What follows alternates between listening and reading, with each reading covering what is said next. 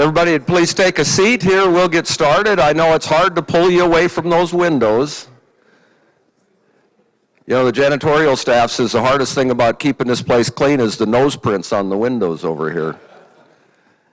For those of you from the Red River Valley, I hope you get a chance to look outside and see what a real valley looks like. So I am Larry Scogan. It's my real good fortune to be the president of Bismarck State College, and I want to welcome all of you to our beautiful campus and to this beautiful view that we have up here. If you look kind of across this direction, if the shades are up or if you can see in one of the gaps there, you can see the University of Mary over there and see their bell tower. And I like telling Monsignor Shea, the president of the University of Mary, that he has the second best view in the state. And he can always come up here and have the best view.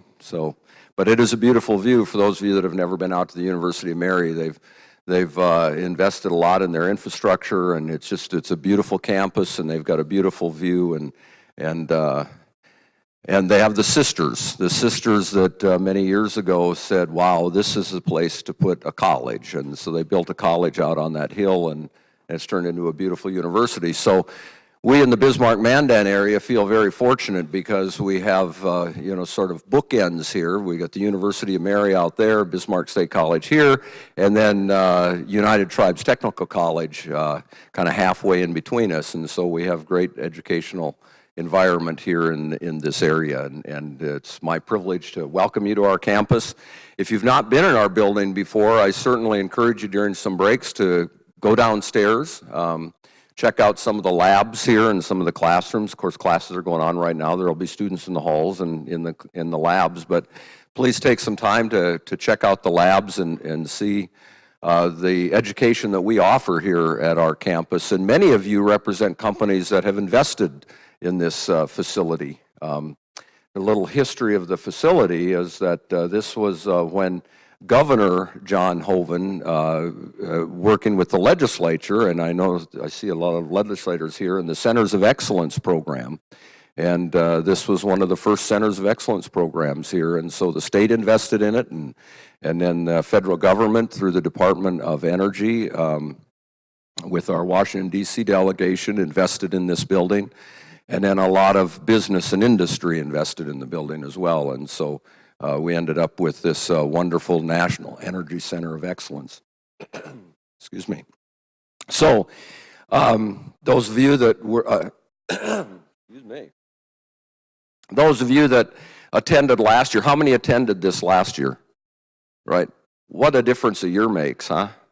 Last year we were at a motel and we had highway patrol at all the exits and entrances, and all of that was going on, and at that time, a lot of folks came up to me and said, boy, we sure hope next year we get to do this back up at your campus. And it did. It worked out beautifully, and we're back up here. And so we're delighted. This is the 11th annual event. So it is, and there's well over 200 folks that have signed up and here, and we're glad that you're all here. And please, during the day, you'll be scrolling through the sponsorships. Something like this just doesn't happen without people stepping up and saying, yeah, we'll help carry the freight on that. And so I know a number of you represent companies that are sponsors, and we appreciate your sponsorship in very much so that this can go on. Do you need some shades shut on this side here? The sun okay? All right. Unfortunately, due to some scheduling conflicts, and we're always dealing with scheduling conflicts when you're trying to get the A-team here. Due to scheduling conflicts, Governor Burgum, Senator Heidkamp, and Congressman Kramer cannot be here today. Senator Hoeven will be here and should be coming in any moment here. But in the meantime, the three of them did send their video messages to us. And so we're going to go ahead and play that. And then after the video message, the senator should be here, and Jason Bohr and the senator are then going to take the stage, and we're just going to have a great day. So thanks again for all of you being here, and let's go ahead and watch those videos. Welcome to the Empower Conference. On behalf of Lieutenant Governor Brent Sanford and myself, we want to say thank you and share our gratitude to each of you for taking time to be here and be part of this conference. Whether you're a member of the Empower Commission, a double thank you to you, someone that works for one of the companies represented in the commission, or just attending the conference, we appreciate your time, your interest, your curiosity, and the efforts that you're putting in to help advance energy policy in North Dakota. Technology is changing every job, every company, and every industry in the world. And it certainly is changing the way we think about energy, development, transmission, and it is also creating incredible new opportunities through research for us to achieve collaboration and synergy between the various all of above energy segments that we have in our state. So my challenge to all of you at this conference is let's advance policy not just for North Dakota, but for the United States, and in that way we continue to change the world. And by the way, Lieutenant Governor Brent Sanford is there with you. He is the best Lieutenant Governor in the United States. We're lucky to have him. You guys have a great conference. Thanks for all you do. And let's come out of this thing with some great ideas to advance energy in North Dakota. Thanks so much, President Scogan, for the introduction and for the invitation to speak this year at the Great Plains Empower North Dakota Energy Conference, and for Bismarck State College once again hosting this great event to showcase our all-of-the-above energy industry in North Dakota. I'm really sorry I'm not able to be with you in Bismarck this morning. It looks like another great conference, and I know that you guys will be looking at both innovations and challenges for our energy industry, not only in North Dakota, but nationally. The most important message I can deliver now as you discuss the future of the energy industry is that we all need to work together to provide long-term certainty across a broad spectrum of the energy industry. Certainty for generation and transmission, certainty for drilling and production, certainty for emissions reductions, and certainty for tax policy, and certainly certainty for siting and building out energy infrastructure.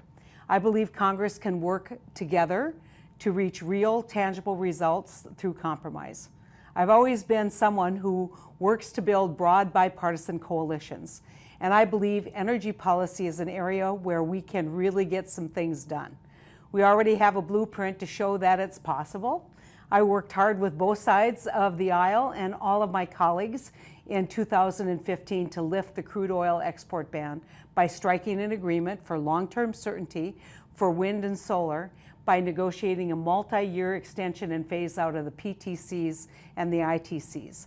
Not only did this deal show the power of compromise to get things done in the energy space, it was a huge boon to North Dakota.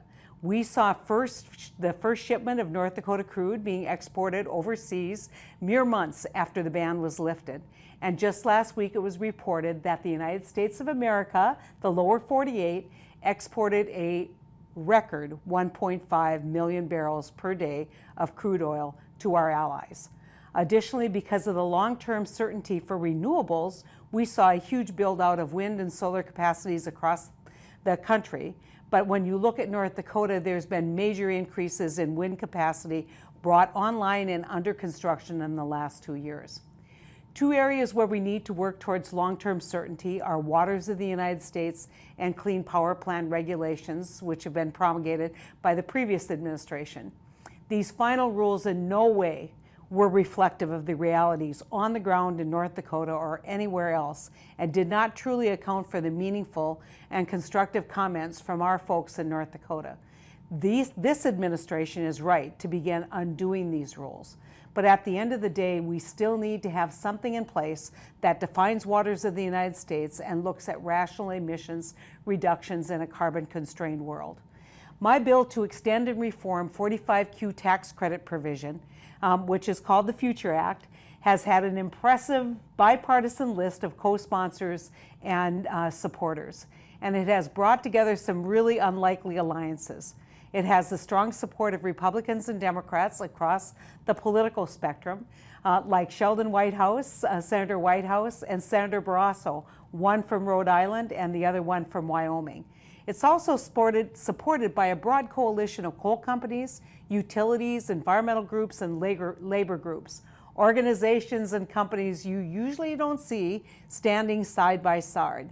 Our bill has shown that there's a willingness from all sides to come together and seek realistic solutions that are good for the country. The fact that we've had a bunch of coal companies and utilities like Arch and Peabody, as well as environmental groups like the Clean Air Task Force and NRDC, shows that there's a willingness from all sides to find a realistic path forward to making sure that we continue to support all of the above energy industry, and certainly it means that we can secure a long-term future for coal-fired generation, which is so important to North Dakota's economy, but equally important to the resiliency and redundancy of our power grid. Senators Murkowski and Cantwell worked closely in the committee and on the Senate floor last Congress to push through a comprehensive bipartisan energy package. No one got everything they wanted in that bill. What they did get was a bill that would provide long-term certainty for several policies, including some permitting changes and an enhanced focus on CCUS. Certainty guaranteed by bipartisanship and compromise. That is what is so critical if we are going to get this work done. And we cannot be left to changes in the constantly shifting political winds. I'm looking forward to continuing this work with those of you in this room that I have worked with already, and I hope to meet those of you who I have not yet worked with and have not yet met. I would say let's work together to provide certainty for energy policies and work to actually get something meaningful and permanent done for energy policy in this country instead of chalking up short-term and oftentimes short-lived wins. Thank you again for the invitation to speak this morning. I wish all of you the best at this great conference. Have a wonderful day in Bismarck, and may God bless you. I'm sorry that I'm not able to be with you today, but unfortunately this event somehow got scheduled during a House Swamp Week. Legislative Week, forgive me. But let me say right up front, welcome to the Trump economy. Don't you love it, you guys? Everything's up. Wages are up, jobs are up, our 401ks are up, consumer and business confidence is way up. And near as I can tell, the only thing that's not up is unemployment. It's amazing what an attitude change in the nation's leadership can do for an economy. And we're experiencing that with the Trump economy and with Trump as our president. You know, North Dakota, of course, speaking of leadership, remains a leader in energy production because of the hard work from all of you and your colleagues that harness the resources that we've been so blessed with in this great state. And your efforts, as you know, have not gone unnoticed here in Washington either. First as a candidate and now as president, Donald Trump has visited our state twice. He uses it and you as the role model for American energy and American economic strength and American jobs. As he said so eloquently on September 6th in Mandan, near what I love to call the banks of the very clean Missouri River, with the beautiful clear blue skies behind him framed by the stacks of the Endeavor oil refinery, you're the hardworking people who provide the energy that makes this country run. And we are finally getting the government out of the way so you can do your jobs. And then he said, as only Donald Trump can say, and all that red tape becomes beautiful when you get rid of it. You know, for 8 years under Barack Obama and his allies in the United States Senate, fossil fuels and the jobs that their production creates were under constant attack. It was truly a war on fossil fuels. President Trump, on the other hand, working with a cooperative Congress, is unleashing our innovators and our spirit to restore our competitive edge in the world. Early on in this Congress, we tried to help him as much as we could by using the Congressional Review Act, and we were successful in many cases. The Congressional Review Act eliminates regulations that were finalized in the final days of the Obama administration, including some that are very important to you all in the energy industry. In February of this year, a resolution disapproving the stream protection rule made it through both chambers of Congress, and I was honored to be by his side when the president signed it into law. This one-size-fits-all rewrite of coal mining regulations would have created massive problems for our coal miners. It would have stranded coal resources, and ultimately, it would have increased the electricity costs for all of our consumers. The House of Representatives initiated another important resolution in February of this year to disapprove the waste prevention rule published by the Bureau of Land Management. Now, you're all familiar with this one. This regulation not only would have reduced oil and gas production, royalty revenue, and ultimately jobs in North Dakota, but it's a clear overreach of BLM's authority. It creates duplication and complication within EPA and state government regulations. Yet, Unlike the stream protection rule that faced our coal industry, this regulation that faces our oil and gas industry languished, and ultimately it was upheld in the Senate by a slim 49 to 51 vote on May 10th of this year. Just one senator away from eliminating this anti-North Dakota, anti-jobs federal overreach once and for all. We missed that opportunity. But fortunately, just last week, the Interior Department under Donald Trump and Ryan Zinke proposed suspending enforcement of this anti-North Dakota rule for 18 months as it plans to rewrite it. It's unfortunate that our president has to do unilaterally what the Senate fails to do legislatively. This is a horrible anti-jobs, anti-environmental protection rule will no doubt resurface the next time there's a Democrat in the White House when we could have killed it once and for all. You and I both know that methane is not a waste product, but rather a valuable commodity. Producers don't need rules and regulations to incent them to capture a marketable product. What they need is a cooperative government that gets out of the way of building the infrastructure so the natural incentives of a free market can kick in. Now, unfortunately, a California judge stopped the stopping of the rule, at least parts of it. So we're uncertain now what the future is going to be, and that's the problem. We could have stopped this once and for all, but now it's embroiled in courts and in regulation and in administrations and administrative actions. So anyway, we missed on that one. We're going to continue to work hard with Ryan Zinke and the Interior Department to fix it. But since drawing distinctions between the House and the Senate is a favorite topic of mine, as you can probably tell, here are a few more things that we've done on the working side of the Capitol that await action on the ceremonial side. On January 11th of this year, we didn't waste much time, the House passed the Regulatory Accountability Act. This bill combines 6 previously passed reform-minded bills to eliminate overly burdensome red tape and regulation in order to lift the unnecessary burdens on hardworking Americans and to promote jobs, innovation, economic growth. A companion bill has had a hearing in the Senate, but no further action. Other regulatory relief bills passed in the House include things like the Midnight Rules Relief Act, which passed the House on January 4th. The Senate companion was approved, to their credit, approved by the Homeland Security and Governmental Affairs Committee, but on a straight party line vote. It's awaiting a floor vote. Not one Democrat supported it. The REINS Act, it's known as REINS Act, it's the Regulations from the Executive in Need of Scrutiny Act, passed on January 5th. Now, this bill would increase accountability for and transparency in the federal regulatory process by requiring Congress to vote up or down and to approve or disapprove all new major regulations. The Senate companion was again approved by Homeland Security and Governmental Affairs Committee on a straight party line vote. No Democrats supported that one, but it awaits a vote by the whole body, as always. The Small Business Regulatory Flexibility Improvement Act passed the House on January 11th of this year, and the Senate companion, once again, was approved out by the Homeland Security and Governmental Affairs Committee on a straight party line vote. Again, no Democrats supported this one. If you know any Democratic senators on that committee, maybe you ought to give her a call and tell her this is important to you. Now, it'd be impossible to exaggerate how important it was that President Trump unilaterally lifted the Obama moratorium on federal coal leases. The checkerboard chaos created by this job killer threatened the efficiency of our producers here in North Dakota and, of course, throughout the country. Now, interestingly, the United States Department of Energy just released a report last week that recommends that power markets revise how they value coal and nuclear power. This is so important. The House Energy and Commerce Committee that I serve on has had hearings on this report as well as the agency's Grid Reliability and Resiliency Report.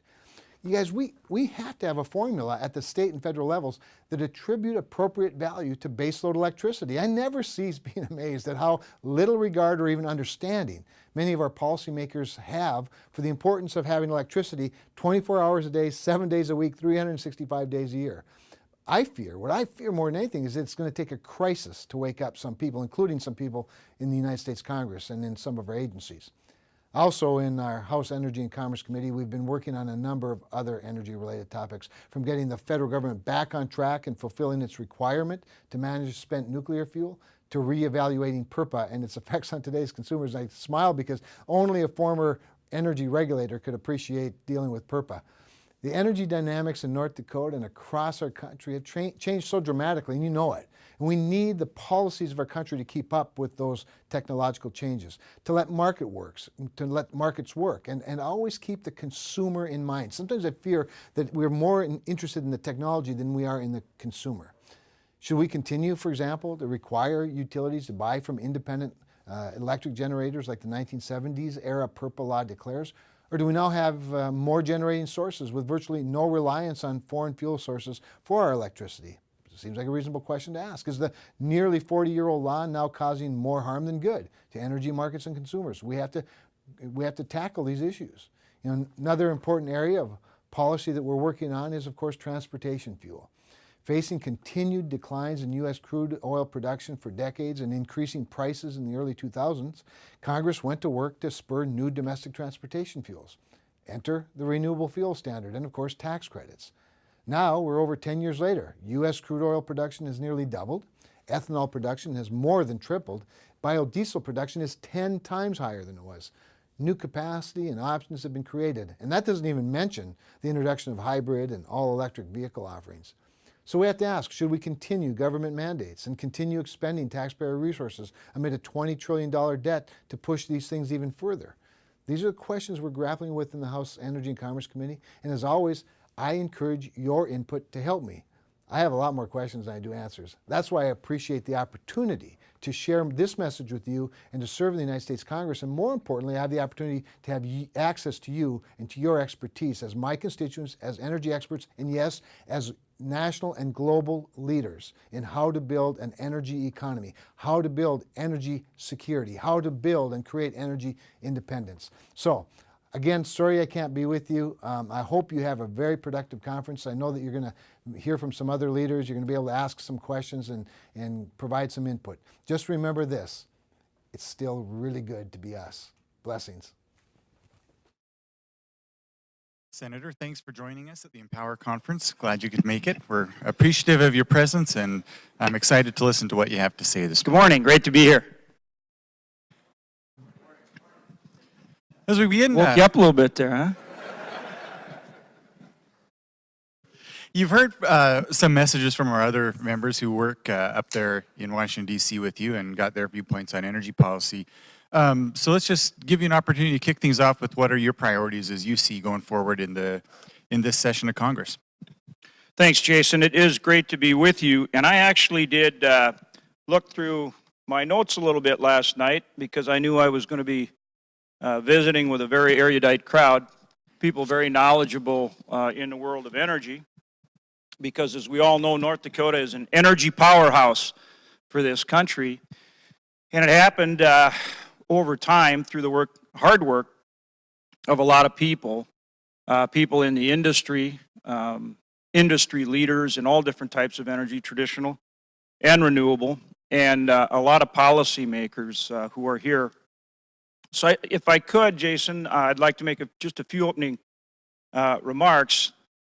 It's kind of too bad I know that with the sun coming in, you've got some shade there, but looking out this way is one of the most fantastic views anywhere in the world. And it's not just because I'm looking at all you great people, but behind you, if you get a chance, as I drone on here a little bit, you'll start to get drowsy, so go get some coffee, the caffeinated kind, so you can stay awake. But as you do that, just look out at that Missouri River and the beautiful fall colors from this wonderful energy center of excellence, program, Centers of Excellence program I'm very proud of, but it never would have happened without the great legislators that are here, and so I thank you for that. But as we sit here today, as I walked in and talked to President Larry Scogan, Larry, thanks for hosting, and look out at that, you realize it's a beautiful state, it's a state with tremendous resources, but none of this stuff happens if we don't make it happen. And we have to remember that, because with the Empower Energy Plan, which we started back in 2002, we've come a long ways. We're known not just nationally, but internationally as an energy powerhouse now.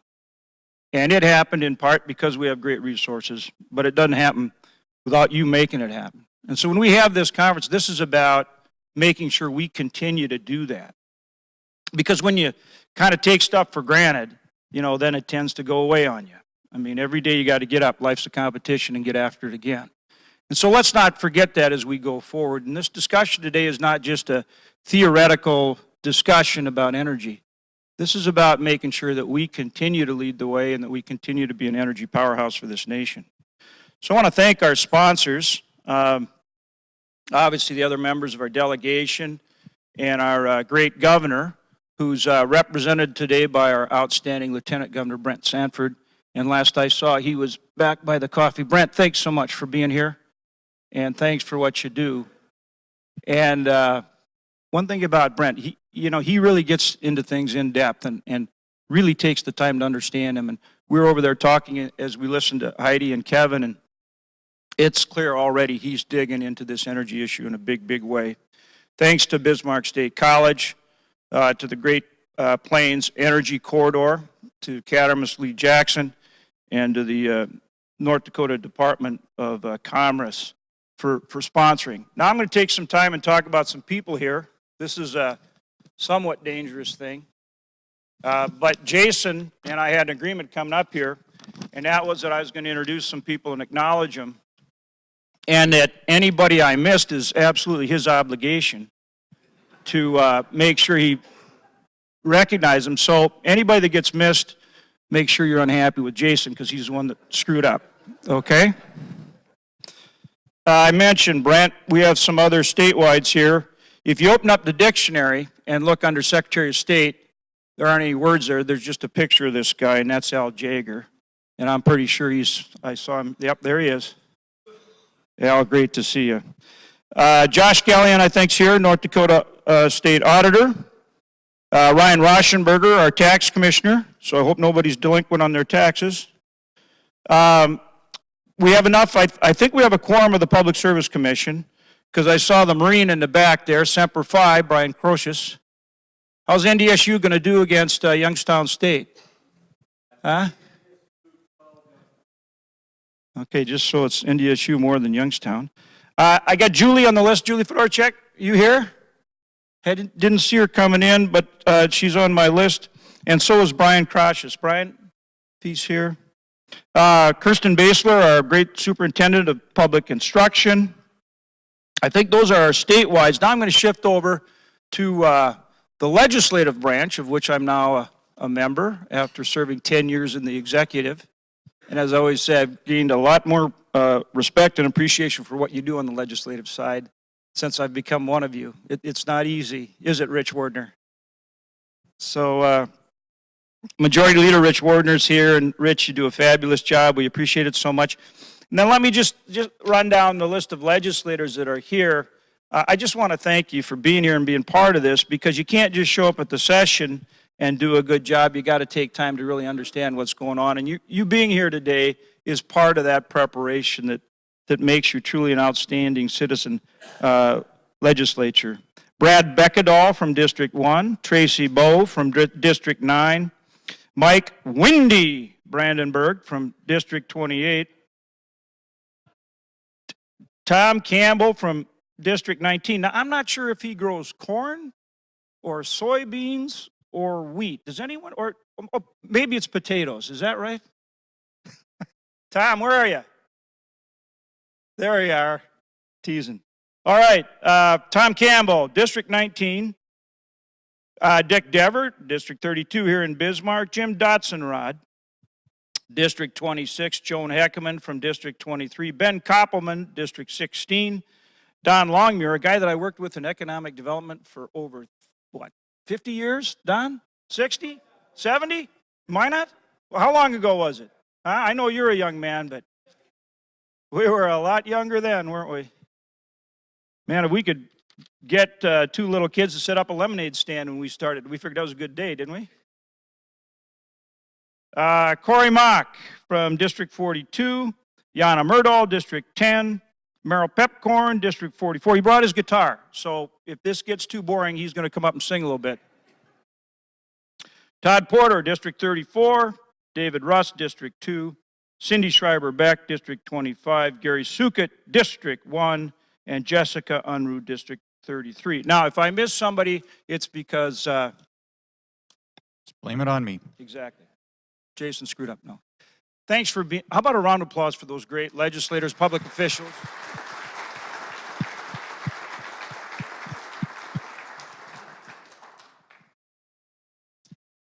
I mean it. This is it really is great to have you here, and it's important that you're here and that you put the kind of work in that you do. I want to just make a couple comments, and then we can do a little bit of Q&A and then get into some of the great speakers that you have today. As you know, yesterday, the EPA director was in Hazard, Kentucky. You all remember the Dukes of Hazzard, so I got a kick out of that. But Hazard, Kentucky is coal country, and EPA Director Scott Pruitt was there to make an announcement. And that announcement is that the EPA is going to rewrite the Clean Power Plan. And that's pretty important. Pretty important for North Dakota, pretty important for our country. And it creates an opportunity, doesn't it? I mean, under the Clean Power Plan, we were supposed to reduce our CO2 emissions by 45%. Nationally 32%, and that's after we'd already made significant reductions, not only here in North Dakota, but across the country. And so now EPA is going to rewrite that CO2 rule. We don't know exactly what it's going to look like, but the good news is that we're going to be a big, big part of it. We're going to be a big, big part of it in terms of industry providing input, and we're going to be an important part of it in terms of you and other elected leaders providing input so that we can come up with something that makes sense and something that works. And so one of the things I want to touch on a little bit this morning before we do a question and answer is how North Dakota is going to lead the way forward in how we handle CO2, nationally and globally. That's what we're going to do. No doubt in my mind about it whatsoever. And not just in terms of figuring out, okay, what should we do in terms of the public policy, but actually in terms of driving the technology that's going to make it happen. See, that's what we're going to do. And we're going to make sure that it's not just technologically viable, we're going to make it commercially viable. See, because when we make it commercially viable, then we'll not only be able to do it here, but we'll be able to do it across the country, and in fact, around the globe, China or you name it, they will adopt our technology, won't they? You guys know it. You're the industry players that have developed all these other technologies, whether it's SOx, NOx, mercury, or you name it, or the technologies that produce more energy more efficiently with better environmental stewardship. What happens? You develop it, you deploy it, and what? Others adopt it across the country, around the globe. And so that's what's going to happen. And that technology in terms of retrofitting on existing plants is what? Project Tundra, right? Wade Beauchamps is going to introduce Bill Brown, and that's not the guy that used to play fullback for the Vikings, by the way. For some of you older folks, remember Bill Brown? Boom, boom? Geez, I'm glad somebody said yep. I really feel old. Either A, there's no Vikings fans or nobody over 50, but he was fullback with Osborne back in the day. But if you retrofit the plant, that's Project Tundra, isn't it? And we're going to talk about that. And if you build a new plant with the low CO2 emission cycle, then that's the alum cycle. And Bill Brown's going to be here is here from Net Power. Wade will introduce him in a bit, and he's going to talk about the alum cycle. So what does that mean? Well, right now, the only place I know of, and you all can correct me if I'm wrong, but the only place I know of that's actually capturing CO2 and sequestering it on a commercially viable basis is the Dakota Gasification Company in Beulah, North Dakota. Now, there could be something somewhere else that I don't know about, and that's why all the experts are here, and you can talk about it during the course of the day. But what I do know is that DGC is taking lignite coal, they're converting it into synthetic natural gas, they're sending that synthetic natural gas all over this country, selling it at market rates, and then they're capturing the CO2, they're compressing it, they're putting it in a pipeline, and they're sending it to the Weyburn oil fields in Canada for tertiary or secondary oil recovery. And I know that for a fact because I was actually there and got to turn that wheel when they first did it. And that was a long time ago. But they've been sending CO2 gas for sequester in the Weyburn oil fields in Saskatchewan, Canada, and they're getting paid for it, okay? And so that's part of what we're talking about when we talk about going from technical viability or technological viability for carbon capture and storage to commercial viability, because what? They're creating a revenue stream to help offset the cost of capturing that CO2, aren't they? So that helps make it more commercially viable. But being smart guys, they didn't stop there, right? Because they're continuing to innovate. So in addition to capturing that CO2 and selling it for a revenue stream, they're also, as they convert that lignite coal to natural gas, they're producing byproducts, aren't they? And they're selling those byproducts. Now, I'm not an engineer, so I can't tell you what all of them are, but I know it's cool stuff like krypton and xenon and other things like that. Now, the krypton I haven't figured out so much, because last I checked, the use of krypton is for Lex Luthor to run around after Superman, you know, and try to take away his superpowers. But I'm guessing there's some other good use for it. And there's other byproducts as well. Let me give you an example. Oh, that's right.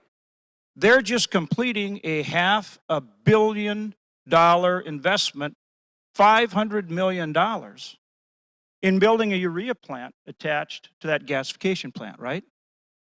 $500 million, so that now they're going to produce fertilizer for our farmers, right?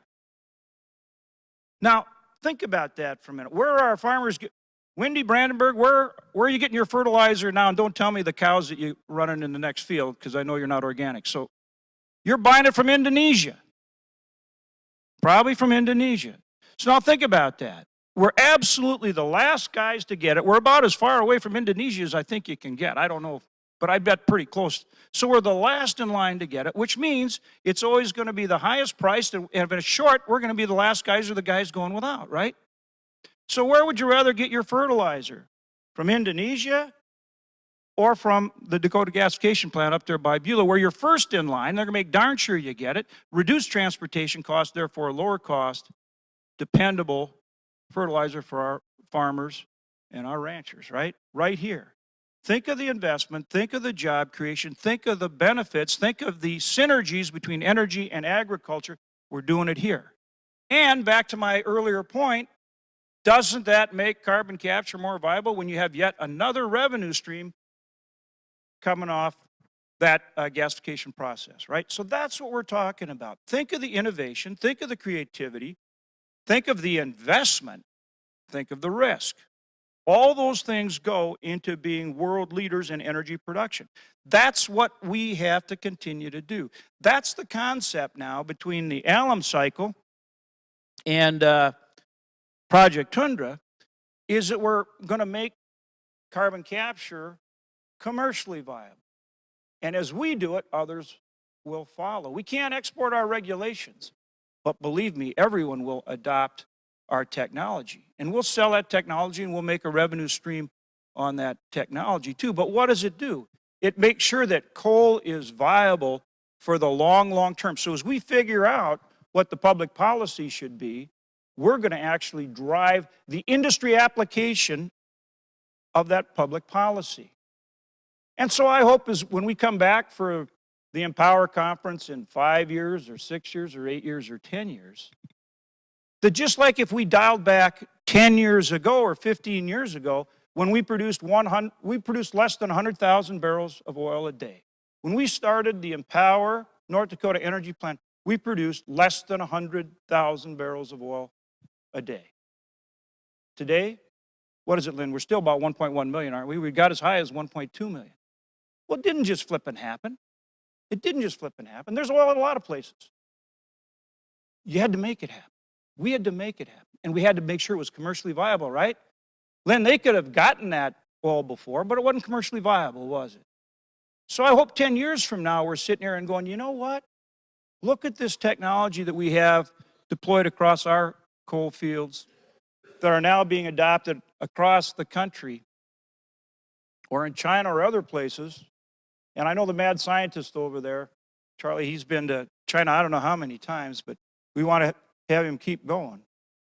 But in 10 years from now, when that's the case, and we can come back here and say, you know what, geez, 10 years ago, we were just talking about getting these things going. We were just talking about building that alum cycle plant. We were just talking about Project Tundra. And now it's the state-of-the-art technology used throughout the energy industry. See, that's the potential. That's the opportunity. That's what we can do working together. So now I went on a little bit longer than I meant to. I have a whole list of other energy legislation that we're working on passing. But I think rather than kind of walking through that in the interest of time, I'll turn and see if there's just a question or two before we wrap up our session. You know, one of the questions that came up just deals with the international oil markets, because we've seen the influence that a cartel like OPEC can try and exert.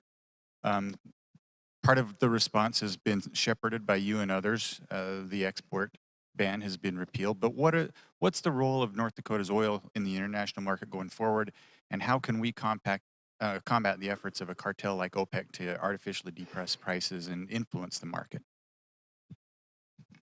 Yeah, you know, right back to that competition question, we have to recognize that it really is a global competition, you know, and our competition is OPEC. I mean, if you look at it, we produce light sweet crude, you know, best in the world, light sweet crude that wants to go east into those refineries in the east, like Pennsylvania over to Delaware and that area, that don't have the heavy crackers like they do down in the Gulf Coast.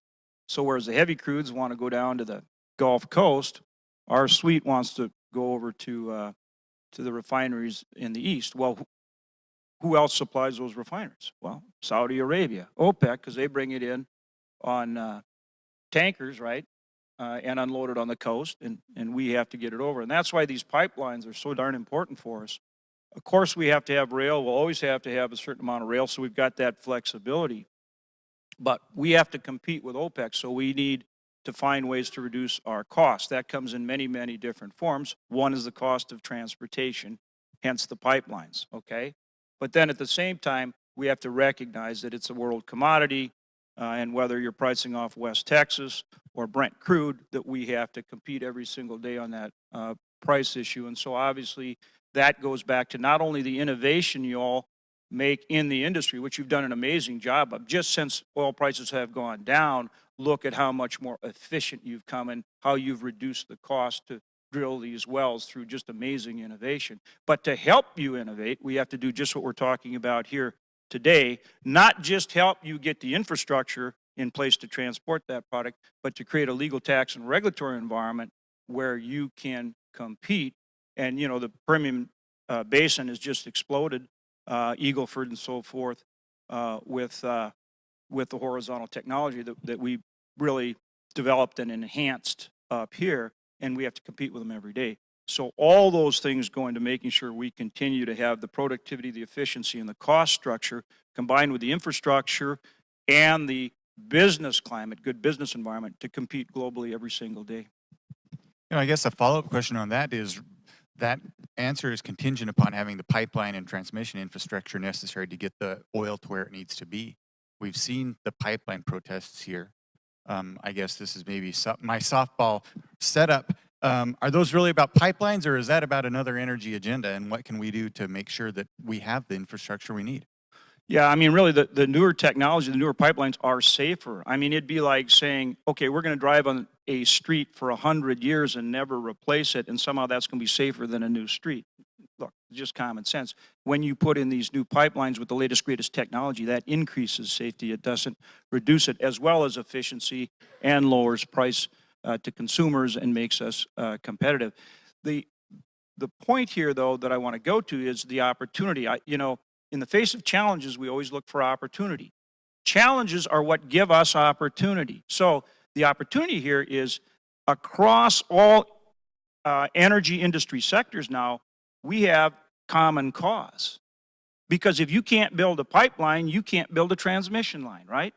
So whether you want to move fossil fuels or whether you want to move electrons, everybody better be working together to get permitting and siting and make sure the public understands that what we're doing is safe and in the public interest. And therein lies the opportunity. And that's some of the legislation I was going to talk about. We have a number of bills in to improve and expedite the permitting process nationally. I'll ask you a coal question, believe it or not, regarding the Clean Power Plan that you've mentioned. Administrator Pruitt has officially rescinded that, and we now move into the post-Clean Power Plan world.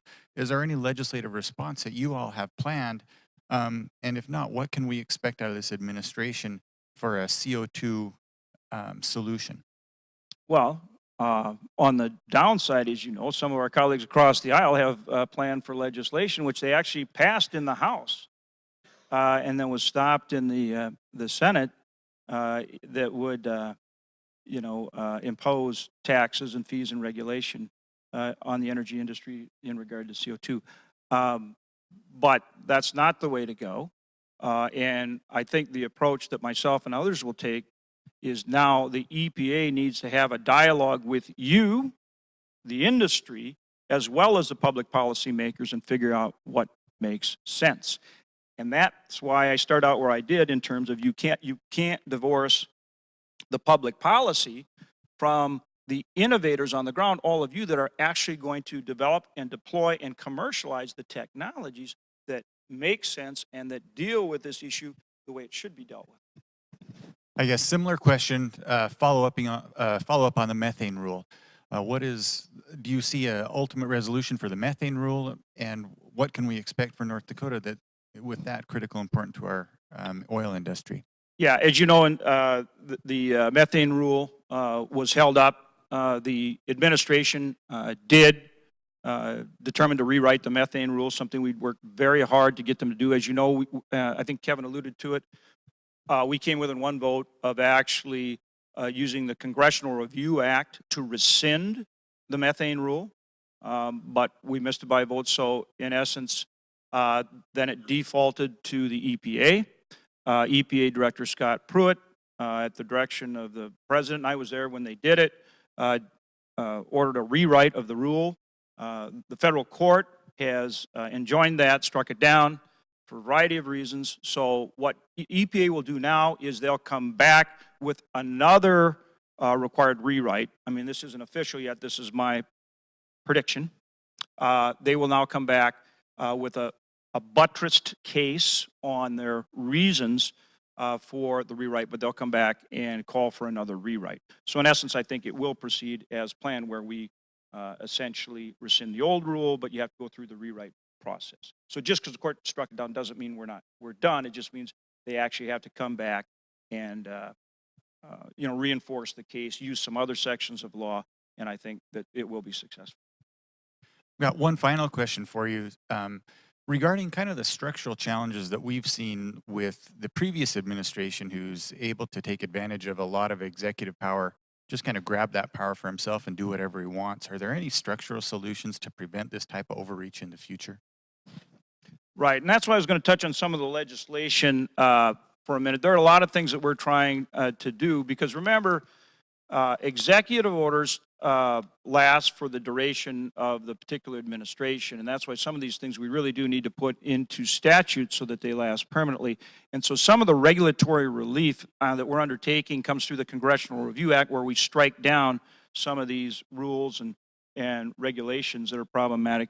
But that's why we also need to put in place, through legislation, a regulatory climate that for the long term not only make sure that we can have proper regulation that's clear, consistent, and understandable, but that the regulators apply in a way that it encourages that investment that we're talking about, that leads to the innovation that produces more energy and does it with better environmental stewardship.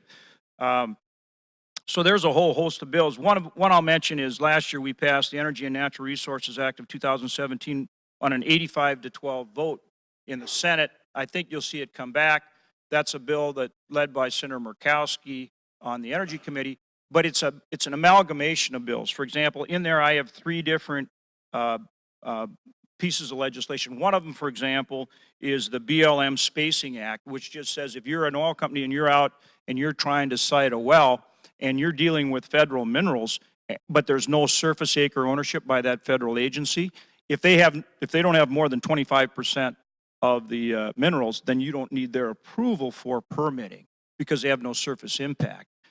Those are the kind of things that I think can make a big difference in terms of getting a permanent regulatory structure, like we've worked to do in North Dakota, where you empower the investment and you authorize the regulators to make good decisions and encourage that investment. Thank you very much, Senator. We appreciate your service to the state and your participation in our conference today. Thank you. Thanks to all of you for being here and for what you do. God bless.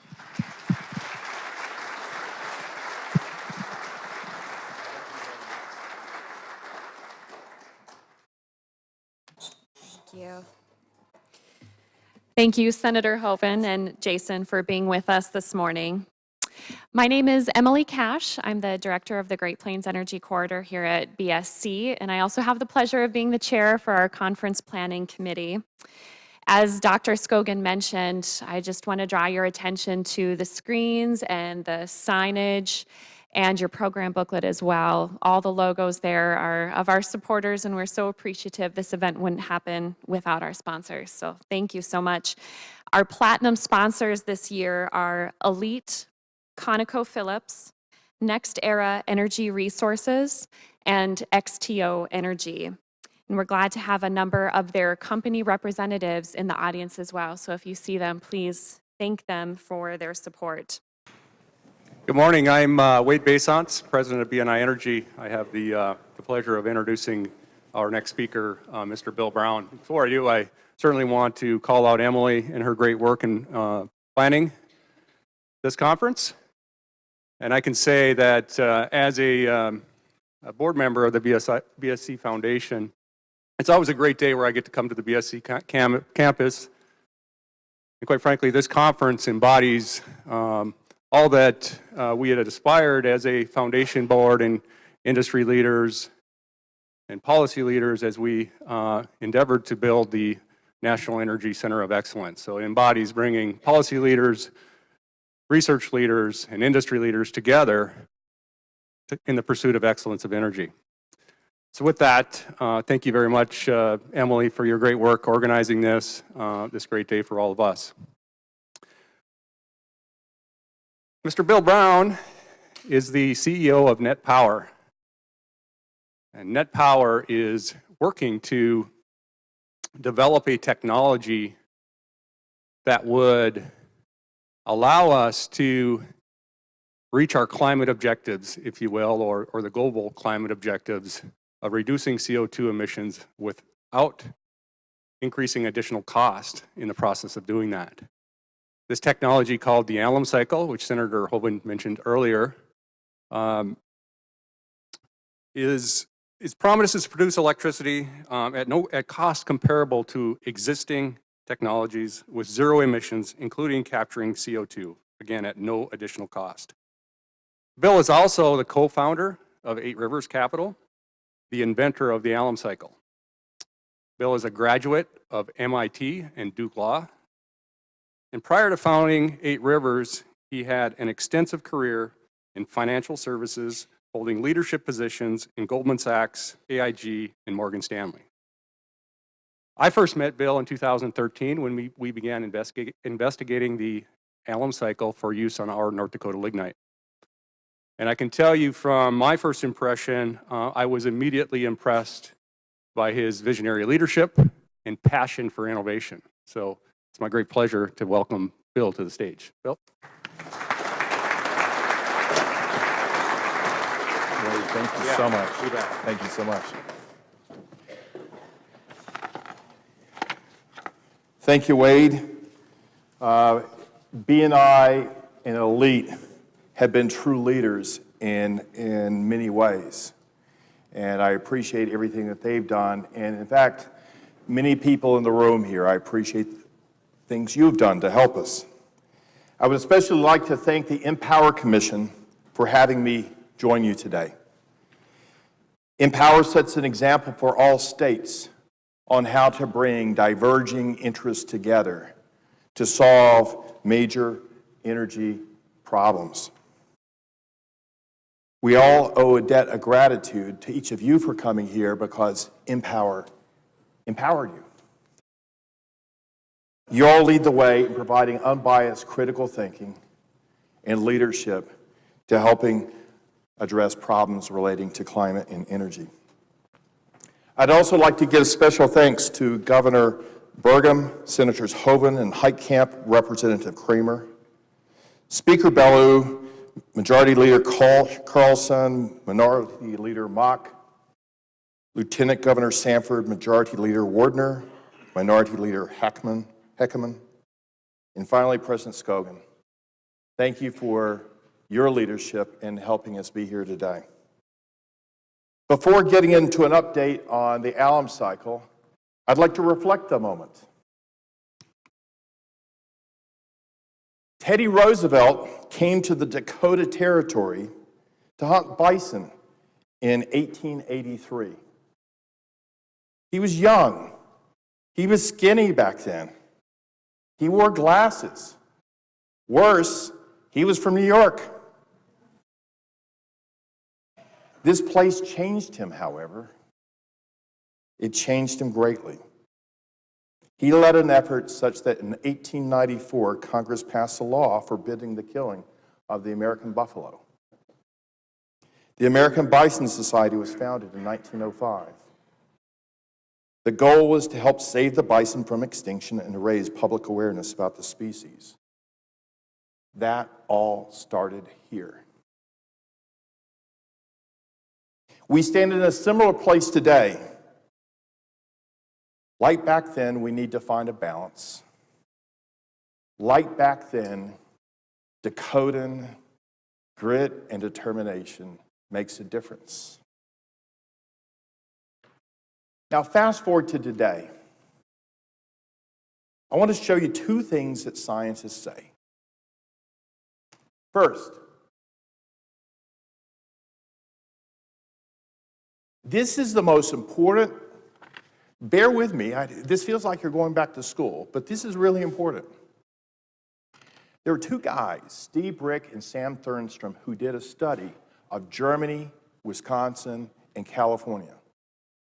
What did it cost to produce energy of different types? And they basically had two different sources of electricity. One was a natural gas combined cycle. We all know what those are. And the other was renewable energy. And that was the renewable energy that exists in California, Wisconsin, and Germany. And they said, let's look at the cost-benefit analysis of what it looks like to push those two together. They started out with combined cycle, and that's the bottom of that chart. Lower left-hand side of that chart. That's that bottom little point at the bottom of that curve on the left. Combined cycle power plants cost per megawatt hour, averaging those jurisdictions, $60 per megawatt hour, or 6 cents a kilowatt hour. That's the production cost. If you look at the left-hand axis, it does not capture or abate any carbon whatsoever. If you want to get rid of 50% of the carbon, you need to mix in 50% renewables. That takes you to that next point up there. Sure, you're 50% on the left-hand curve, but you've doubled the cost of your electricity. Now, if you want to go, the middle point there, the third point is 70% abatement. At this point, you have to put in 80% renewables. And if you want to get to 85% reduction in carbon, you have to double up on your renewables. You have to have 200% of your renewables. Half of them are there for your base load, the other half are there to throw into storage. But look at what happens along the way to combined cycle. The lower left, it starts at 100%, then it moves to 80%, then it moves to 80%, and then it moves to 77%. There's no way those renewables can do their work without having dispatchable energy that fossil fuels provides. But by the time you got all the way to the right, you're at 6 times your original energy cost. 6 times. So this chart is all about the diminishing returns. Go to something else. Smart people, slide number 2. This is MIT. MIT is looking at the way the energy mixes from here out to 2050. And you can see that it's different depending on where you are on Earth. The developed world, that little top layer that looks like sand, is renewables. But all the rest of that, right below that, there's a little bit of hydro. After that, it's nuclear. After that, it's gas. And then there's coal on the bottom and oil in the middle. Most of those layers, even in the developed world, are fossil fuels. The other G20, which is the rest of the G20, the India's, mainly India and China, you can see their total energy use is going up. And yes, renewables is a layer on top of it, but most of their energy use is still going to be fossils. And the rest of the world, similar pattern, except less and less renewables. What do these charts tell us? These charts tell us that fossils are here no matter how much people like it. Fossil is here, and we've got to deal with it. And if people want to get rid of the carbon, it is not going to be the renewables that does it. It is going to be CCS, carbon capture and storage, that does it. And that's where North Dakota comes in. North Dakota is at the very center of the all-of-the-above strategy. This is the strategy that former Secretary of Energy Moniz harked on all the time, yet the rest of the administration didn't push for. They thought, many people thought, that renewables could do all the lifting. In fact, the IPCC, the very organization, the Intergovernmental Panel on Climate Change, the very organization that originally said that we had a carbon problem, we had a greenhouse gas problem, they also have one other thing to say. They say there is very high risk if you try to solve the carbon problem without carbon capture. Yet it's sort of funny, a lot of people out there will trust them on the greenhouse gas problem, but they seem to ignore what they say on carbon capture, the importance of carbon capture, because the IGCC says that fossil fuels are going to be with us for a long time, and if we don't figure out what to do with fossil fuels, we're not going to meet our goals. Now, we can actually do something with carbon, as you guys know around here. Obviously, we can use CO2 to convert it to value-added products. There are lots of products that we're looking at. We're looking at, the lower left is an interesting company for concrete. In fact, they've taken over 2 Lafarge cement plants for 2 days.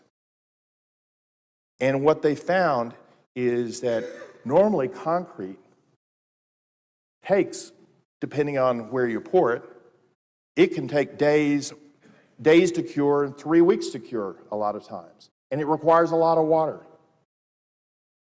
They actually mix CO2 in with the concrete, and they can cure it in under a day.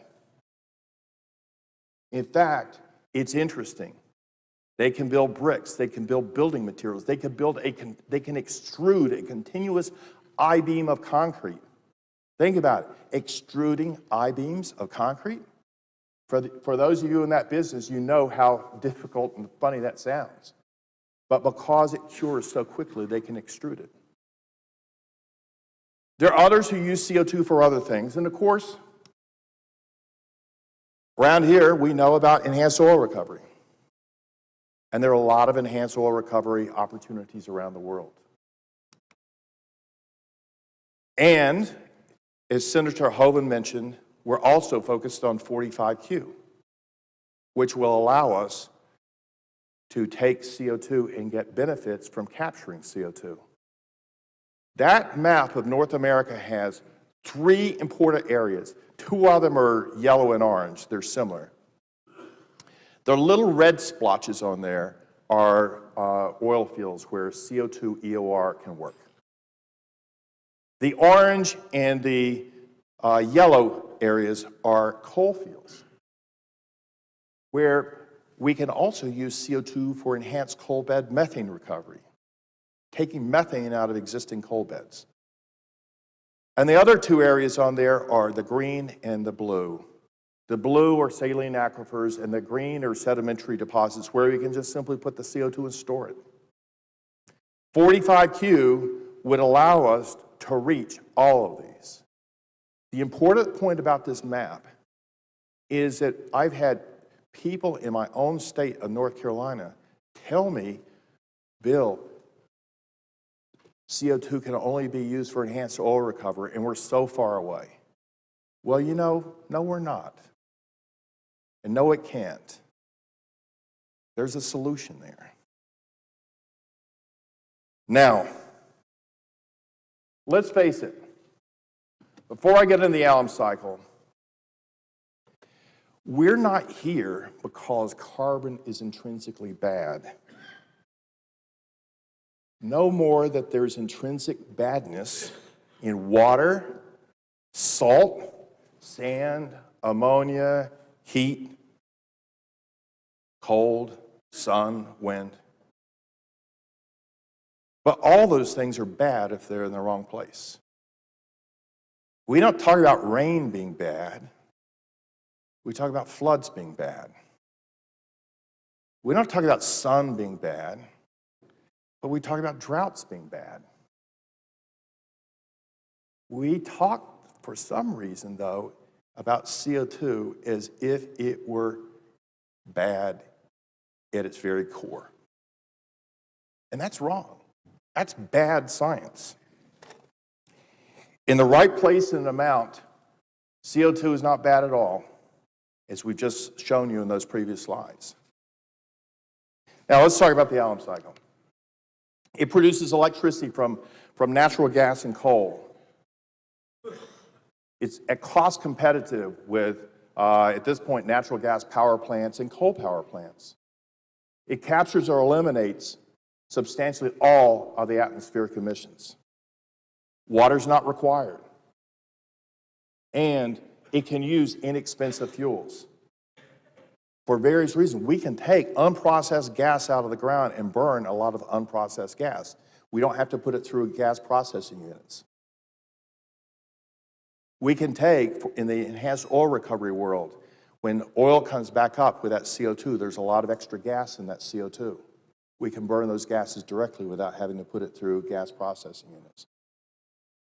And finally, and really importantly, it also produces other byproducts.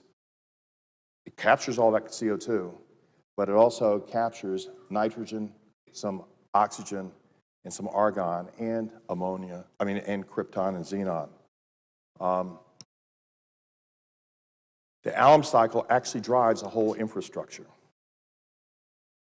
This complicated looking slide shows you on the far left for natural gas coming into a power plant, and the alum cycle power plant for natural gas.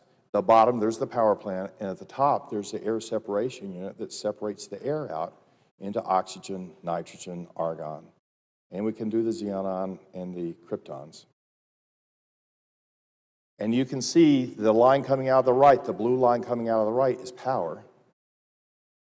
But if you take all those other gas lines and add them up, and these are conservative gas prices, they add up to roughly an equal amount of value as the electricity. Here it is on coal. Similar story on coal. In fact, because coal needs more oxygen and therefore produces more CO2, we've got more CO2 streams and more streams coming out of our air separation unit. And it does this affordably. The bars on here are the costs of electricity in either you can do it, this happens to be dollars per megawatt hour, but just put the decimal to the left and call it cents per kilowatt hour. The top bar is a combined cycle plant. And it shows a combined cycle plant, in this particular case, at 4 cents. Because of the price of gas. We're assuming $2.85 gas for this particular number. That bar shows you the variations that we got from different cost figures. And then there's a little whisker on that bar that moves it to the right a little bit, and that little whisker will move it to the right if there's a carbon tax of $15. The next one down, you'll see combined cycle with carbon capture. There's a lot of variation in how much those cost, so that's Project Tundra. less a little whisker on the right, much more of a whisker on the left to move it back down. And then there is the alum cycle that comes smack in the middle of a little bit higher than originally the first one. First of a kind plant comes next. It's a little bit higher than a normal combined cycle, but the whisker to the left for the sale of the CO2 shows you that that bar moves to the left a little bit for $15 a ton CO2 sales, and we think that CO2 actually can be sold for more than $15 a ton, but we're being conservative. And then the blue bar that goes from the left is the sale of the argon and the nitrogen and the oxygen. That moves it way down. Then you have what we call the nth of a kind. You'll probably hit this after around 5 to 10 plants. We get, even without extra sales of the industrial gases, we're on par with a combined cycle plant. The various types of coal plants come below that.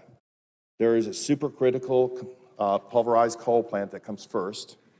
Then there is a supercritical pulverized coal plant that comes with post-combustion carbon capture. Then there are IGCC plants, 2 of them. And then come to our plant. And you see what happens to ours. We're focused on all of these things. And we're doing it today. We built a plant outside of Houston in a place called La Porte, Texas. Invite many of you, in fact, many of you have come to visit, and anybody else who wants to come visit, we'd love to have you. We are firing that up on the combustor, and we're testing that plant, and in the middle of next year, we'll have enough information from that test to allow us to finalize the full-scale commercial plant design so that we can build a full-scale plant somewhere in 2021.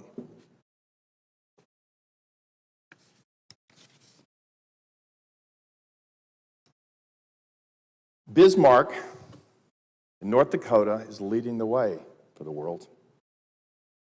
We had been here many times, as Wade says. Wade came to visit us in Durham in 2013, and we've been here in Bismarck many times. We've worked with EERC, we've worked with Elite and BNI and Minnesota Power, we've worked with Basin Electric, we've worked with UND, we've worked with various people in the government here, and we thank all of you for your help as we've looked at how the coal part of the alum cycle works.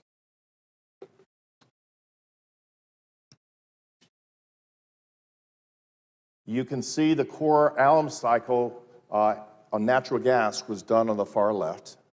That shows how we brought together Exelon and Toshiba and CB&I. That $140 million was both for the R&D as well as building the plant down in Texas. We worked with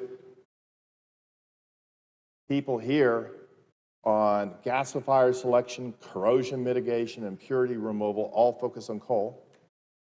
$10 million on that. And our next stage for this is developing the key component here, a syngas combustor. And we're putting together a whole consortium around that so that we can burn the same sort of syngas that gets produced by Dakota Gasification Facility.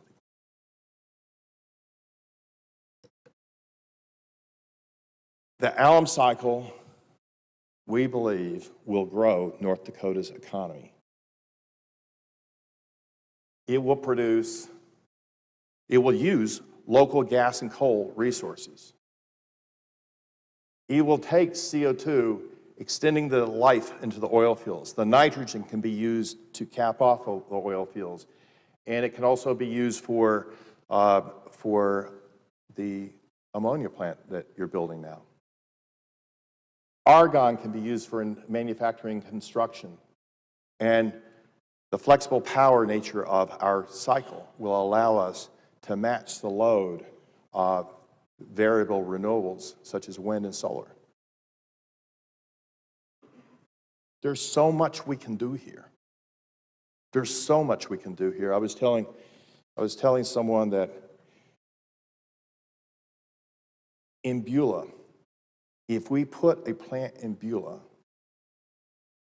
there is an ammonia plant that's being built not far away that can take the nitrogen. There is a power distribution system that can take the power. There's a CO2 pipeline that can take the CO2. And argon, fortunately, is a bottle business. It can be taken away in bottles, those, welding bottles. And the interesting thing about building this in Beulah means that we can start it up the fastest as a gas plant and then start slipstreaming in the syngas from the gasification facility and slowly switch that plant over to all coal. This is a dream. This is a dream place for doing this. There's nowhere else in the United States where you could do this. So let's make history. Remember North Dakota once again and the leadership that it has taken. We look forward to working with all of you. Thank you very much.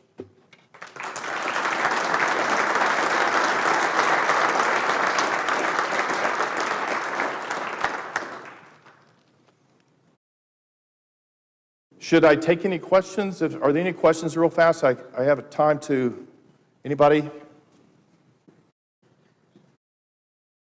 What are we looking at for cost compared to a regular coal-fired?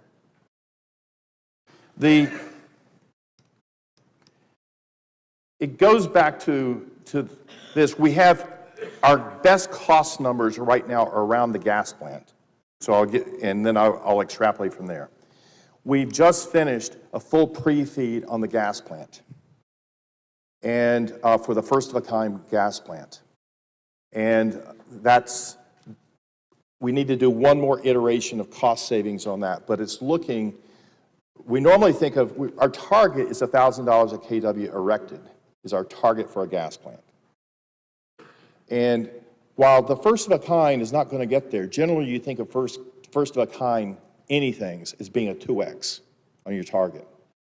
Well, we're below 2x right now on our first-of-a-kind in our pre-feed. We're below the 2,000 number, but, in fact, a decent amount below the 2,000 number.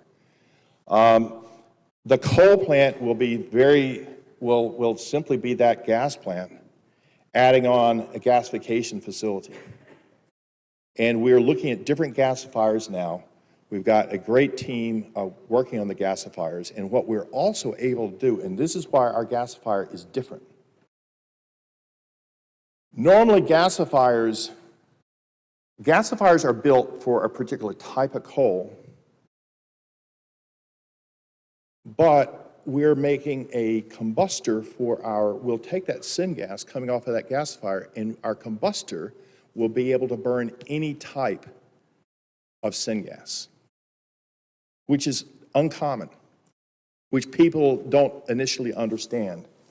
And let me show you a little bit. It's buried back here somewhere.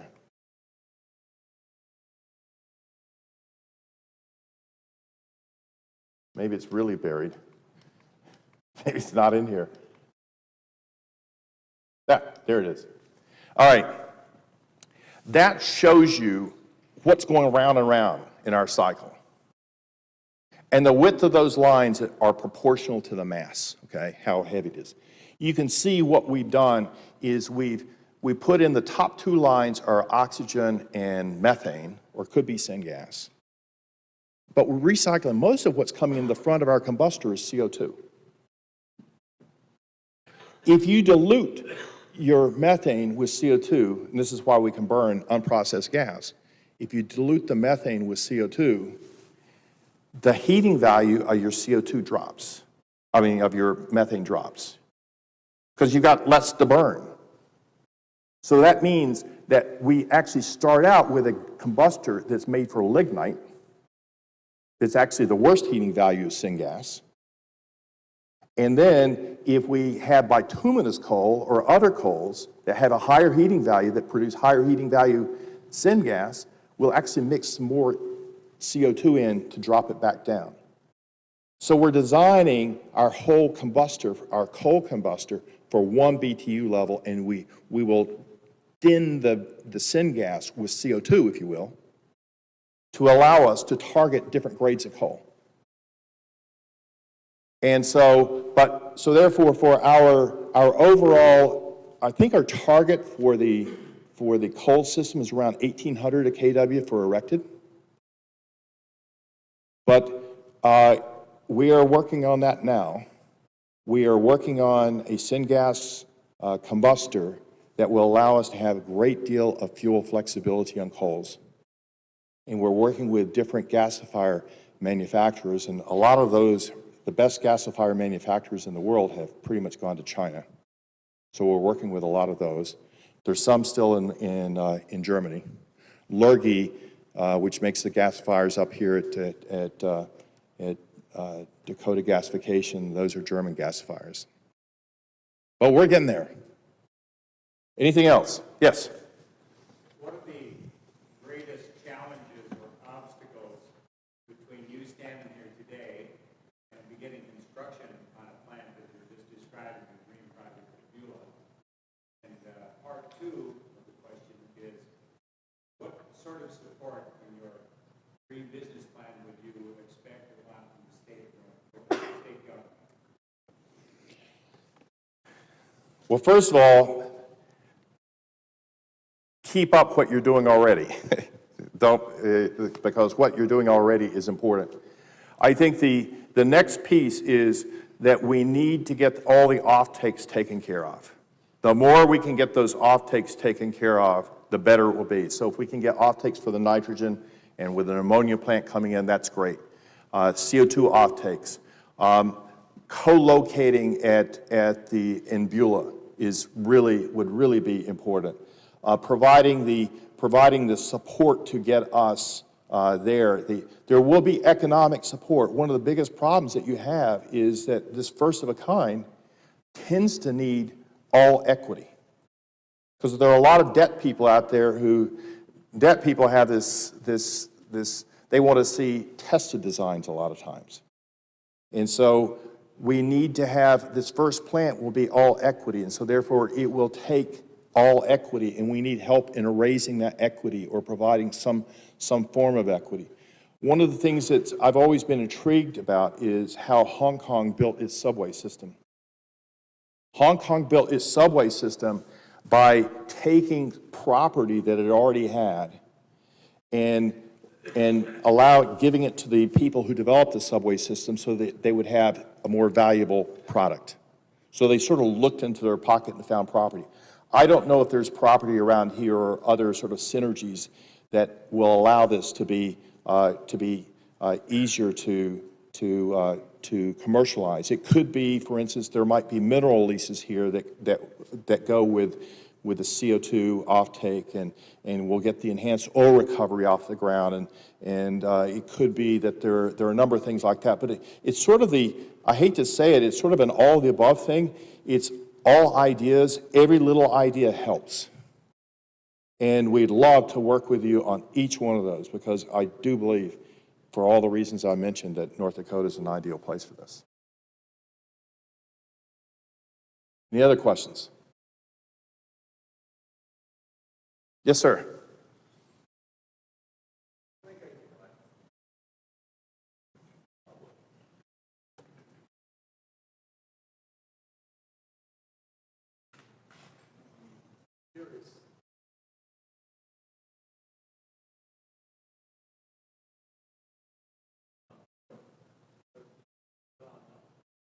No. Whatever. Temperature, high pressure cycle. I know Toshiba feels really good about their turbine. I don't know if the materials still need some development there, but I'm really curious about the heat exchanger and combustor.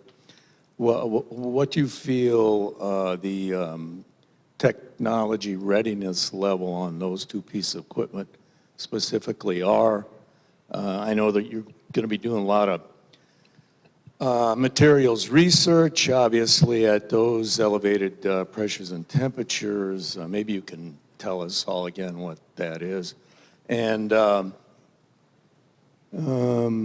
anyway, that's sum and substance of what I'm. Sure. Well, one other thing I was thinking is a ceiling. I mean, we know high pressure steam can kill people close, but high pressure CO2 getting away is, you know, really bad. So that's always been an issue for me. You're going to have to build it in a hole. I don't know. Thank you. Thank you. We have several things, several technical questions there. We're talking about metallurgy.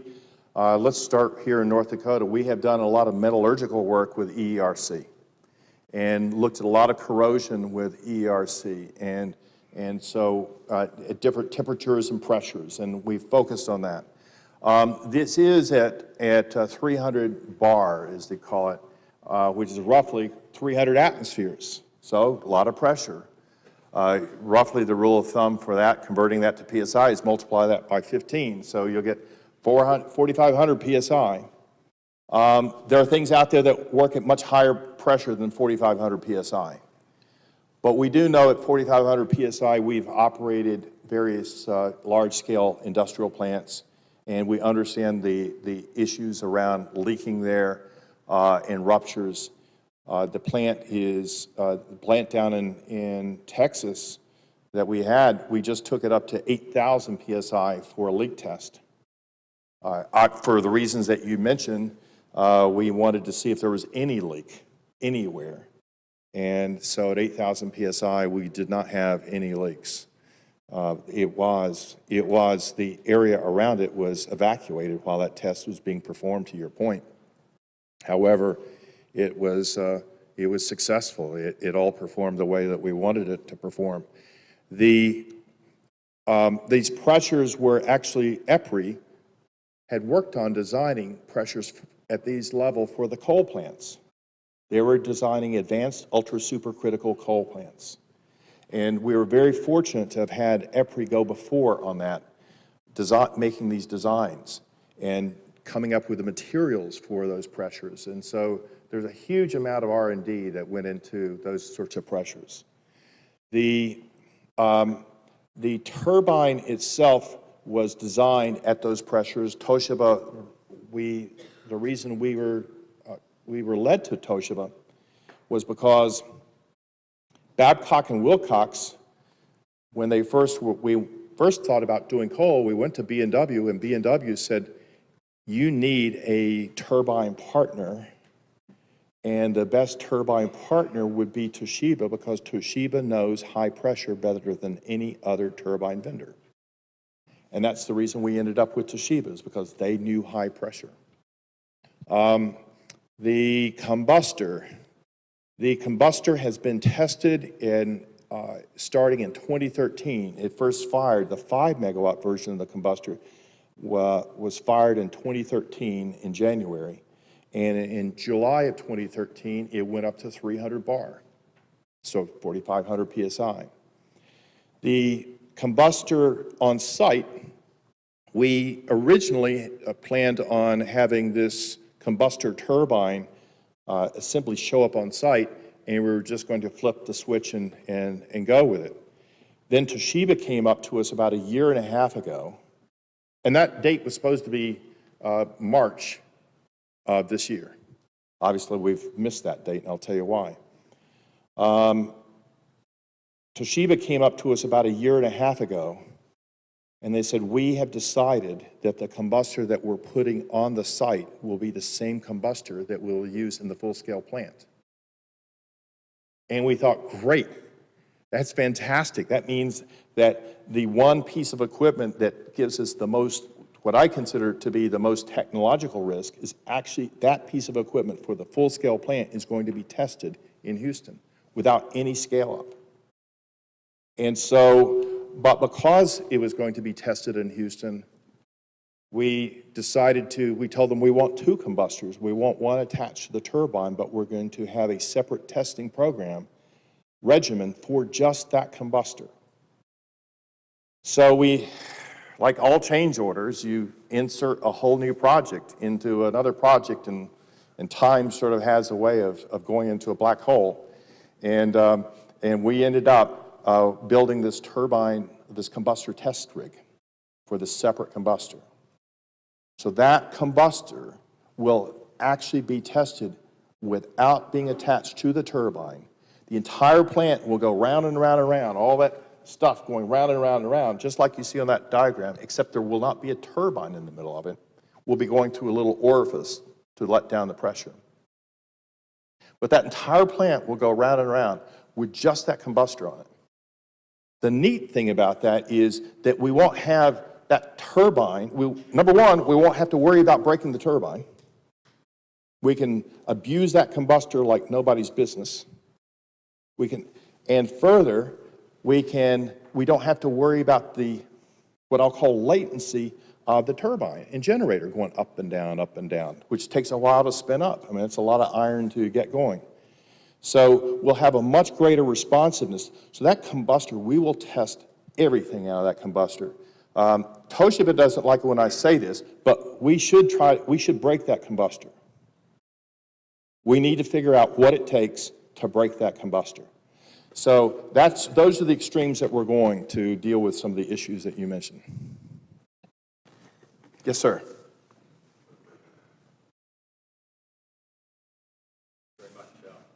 I'm the chancellor here, but I'm a former nuclear engineer who took 2 reactors across the ocean, one in a typhoon. This is a marvelous technology, and that was 1960s technology, so I'm sure you can do this safely. My question is about workforce.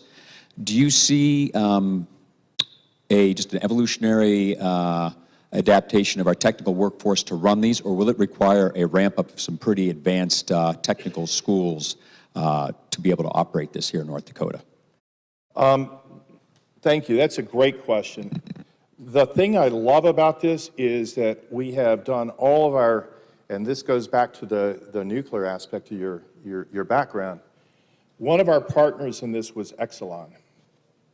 And when we got to the point of putting the control system in place, how do you work this plant, we had several benefits coming in from Exelon. First of all, the person who is the plant manager for the site, who has been on the site the full time since the first shovel was in the ground, his name is Paul McDonough. And he was the plant manager for an Exelon combined cycle up in New England. And he's had a lot of history in that, and he was with he's had experience in the Coast Guard and other places before then operating heavy machinery. Paul was able to bring his operating experience to the fore when we were putting together the control system. In addition, we had all these control system engineers from Exelon, from nuclear plants and other places that sort of showed up and helped us design the control system. And the goal here is to make this as easy as possible to operate. We simultaneously done something that is somewhat unique in our business, and that we put, and this doesn't sound unique, but I'll tell you, trust me, it is. We designed a separate simulator to simulate the entire system. And it puts everything we know about that system into a computer. And so when we see the actual system operating and the simulator going at the same time during our commissioning phase, we'll know if they're out of line. Immediately, or depending on the tolerance that they have, we will shut the system down and figure out why our simulator was wrong. Because our simulator is not supposed to be wrong. And so our whole goal here is to have this, and so no one is, as we're told, Emerson, who helped us put this simulator or helped us put the control system together, Emerson said that they've never seen anyone try to design a simulator to follow the entire system through all parts of its cycle. So this is designed to be operated by people who can operate a regular combined cycle power plant. It will need a little extra expertise around the air separation unit like they have up at Beulah, so that they can focus on some of how to deal with that part of the cycle. But a lot of air separation units are operated pretty much on an autonomous basis.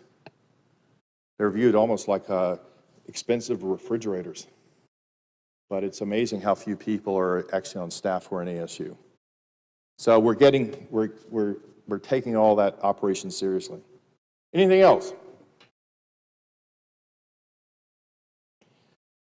All right, well, listen, thank you guys very much. I really cannot express the depth of gratitude that everyone at 8 Rivers, which is developing the alum cycle overall for coal, and at Net Power, I cannot express the depth of our appreciation for everything that you guys have done here and all that you've meant. Thank you very much.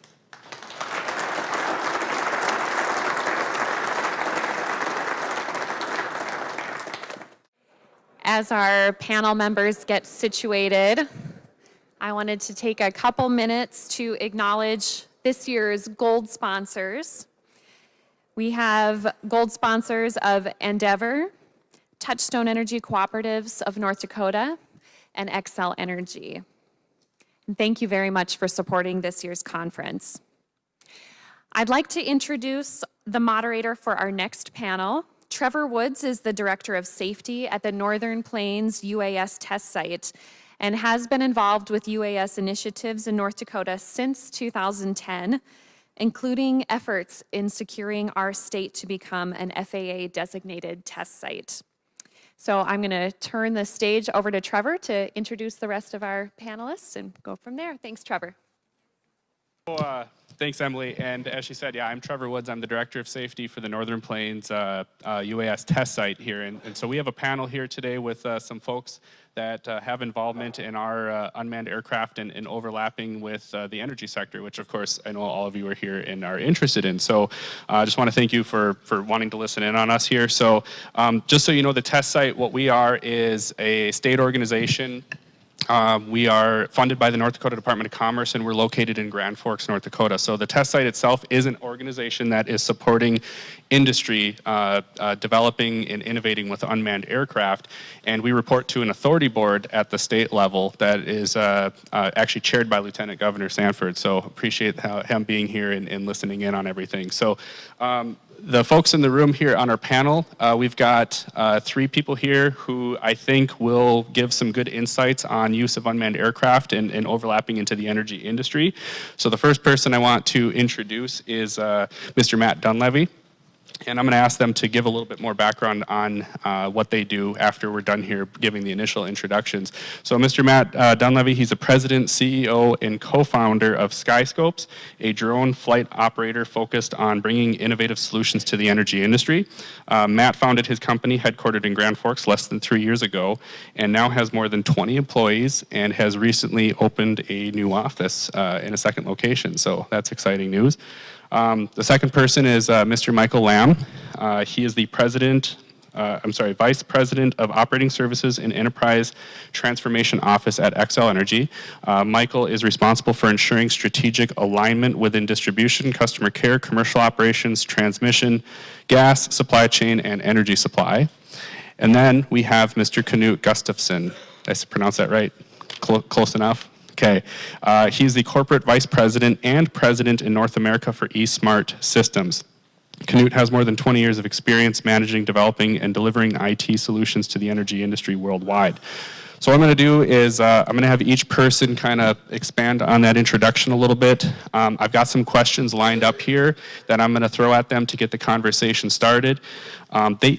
These 3 have not been given a lot of information other than maybe 3 or 4 setup questions that I've given them in advance. So the intention here is I want an open dialogue. I want you guys to get some insight on some of the issues and some of the concerns we have as we have a discussion.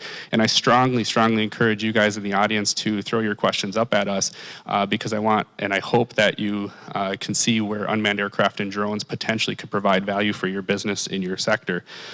So I'll start with you, Matt.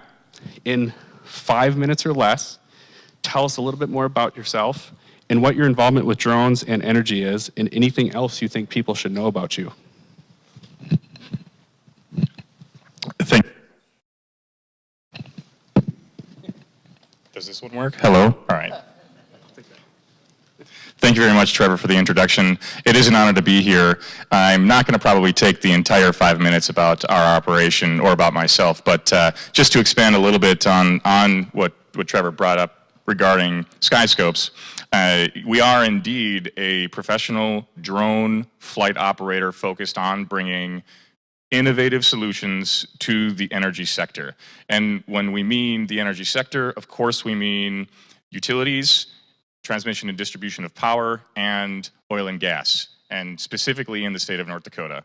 And by innovative solutions, we don't necessarily just mean the aerial capture of unique data to provide actionable intelligence to end users such as utilities or oil and gas companies. We actually also use drones to construct power lines. In fact, Skyscopes was the first UAS flight operator in the United States to string what's called sock line on 675 kV lines out in Indiana recently. And you know, we were founded in October of 2014, and since then, by virtue of the nature of the education of our UAS pilots, who exclusively come out of the UAS program at the University of North Dakota, we have been privileged to execute a number of missions that were the first of their kind in the country. We were the first UAS flight operator to get what was called a 333 exemption from the Federal Aviation Administration in the state of North Dakota. And we were also the first to fly commercially at night. We weren't the first to fly at night. Our test site got those permissions first from the research side. But when we did fly at night, we were honored to do so with Xcel Energy and with their innovative team that is very progressive in the integration of drones into utilities and into the national airspace. Since then, we've grown and we've expanded to Minot, like Trevor said, and that's specifically because Minot is the gateway to the Bakken. And our company is doing very well in terms of transmission and distribution line inspections for predictive maintenance. And now we're looking to focus more solely as well on oil and gas. So thank you very much. I'll be happy to speak with you further. And here you go. Thanks, Matt. Michael, elaborate as well on your side. 5 minutes or less, tell us a little bit more about yourself. Yeah, thanks, Matt. Hello. We'll figure this out soon enough. Thanks, Matt. Thanks, Trevor, and thanks, Matt. What a great pleasure it is to be here in this great facility. And the senator's right. This view from up on this stage is incredible. I'd encourage all of you to, not right now, of course, but at the break, come up and take a view, take a picture. It's great. So I work for Xcel Energy, and I actually, a little bit about myself, certainly not 5 minutes, but I'm a graduate of the University of Minnesota, and I actually started working at NSP when I was 19 as a student engineer, and I've been there ever since, which is a bit shocking to me when I look back on that career, and it's just been really good to me. And one of the reasons it's been so good to me is what I do now. NSP and Xcel Energy and our utility industry in general have, it might surprise some of you, but we're a very innovative industry. There's a lot of pressure to keep reliability very high, safety, both from an employee and a public perspective, extremely high, while keeping the bills low. So we constantly innovate. And in addition to being having some responsibility for strategic alignment amongst our operating business units, as Trevor mentioned, I'm responsible to bring innovation to bear. And one thing that has dawned on me so clearly over the last few years is that in order to effectively commercialize innovation, you got to keep track of three primary components. And I think of them as people, process, and technology. The technology is the sexy part. That's what everyone always goes to, and it's the least important. When you think about transformation, change, and innovation, you got to think about people, how they're incented, how they're motivated, what's their role, what's their accountability, how are they trained. You got to think of process, how you do the work. And then and only then can you think of the technology. And again, it's really important to think of all three equally and in that order in order to bring effective change to bear, innovation to bear. And then the last thing I'll say before I hand it off is, well, I'll say two more things. One about data. That's more and more foundational to innovation. How you manage data, how you ensure quality, how you provide analytics, how you bring AI to bear, and the connection to that is so critical to drones. So we have been a leader in drones in the utility industry. We have a couple of dozen use cases: indoor drones, outdoor drones, windmill drones, natural gas pipeline drones, you name it, we've tried it within the utility industry. But the flying of the drone's the easy part. It's what you do with the data and how you manage that data and how you manipulate it to be proactive and in order to bring value to our customers. So it's a great honor to be here and look forward to talking to you more about it. Thanks, Michael. Knut, same question. In 5 minutes or less, tell us a little bit more about yourself, your involvement with drones and energy, as well as anything else you think people should know. Thank you. We finally figured out the microphone. That's, I think so. Yeah, that's very good. I'm Knut Gustavsen with eSmart Systems, co-founder, back in 2013. Working with the IT system for the utility and energy industry for 25 years. And we realized that with all this new fancy technology, analytics, and fast data that has come with, for instance, cell phones and others, so you can have the whole world in your cell phone. We didn't have that in our data systems before, so we figured out we need to have new platforms and new data solution and bring that to the energy market. And that's what we have done with eSmart. We selected a new platform based on Microsoft Azure, working very closely with them, so they're taking care of our platform, and we are making software services on top of that, providing that as a service to the utilities and oil and gas companies. We have a big footprint in Europe, not so big in the US. We are 5 people, 4 are here today, but we are expanding through North Dakota. It's fantastic privilege to be here. I've been learning to know, Matt, and also know other clients and others over the last 1.5 years. And for a Norwegian coming here, it's a fantastic business atmosphere. We are welcome everywhere we go. So I'm encouraging all other Norwegian companies to start here in North Dakota. So that's kind of the benefit I'm going to bring back to the honor that you have served us coming here. And then we started with the utilities and optimizing the power line inspection. We take, like Michael is saying, the data. We're turning the data into action so that we can make sense of that. Then we have to harvest the data from the drones into our system, match that with the internal data that's sitting inside the customer's databases, and also bringing in the knowledge from the people, and then giving new actionable data in database or in dashboards, either on the mobile phone or at the operation center or in trucks, so we can make sense of that and take actions, and strengthening the operation from above, from the drones. So we have been putting together an end-to-end concept with partners, and we are partnering with Skyscopes, so they are flying for us. Certified pilots, the best in the US, I've been told, Matt. So they take the drones that is needed for the mission. They take the needed sensors, if it's infrared or if it's LiDAR or if it's camera.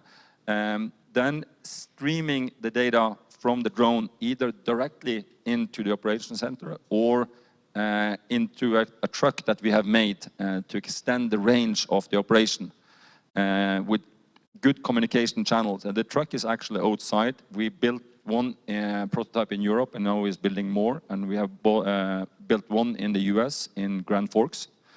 So the truck is a mobile operation center, so we can, Matt and them are leasing one from us. They can extend that into their operation, fly directly from the truck, send the data to the truck where we have processing power from Microsoft in the truck, using communication equipment and also communicating back to the cloud and to the operation center.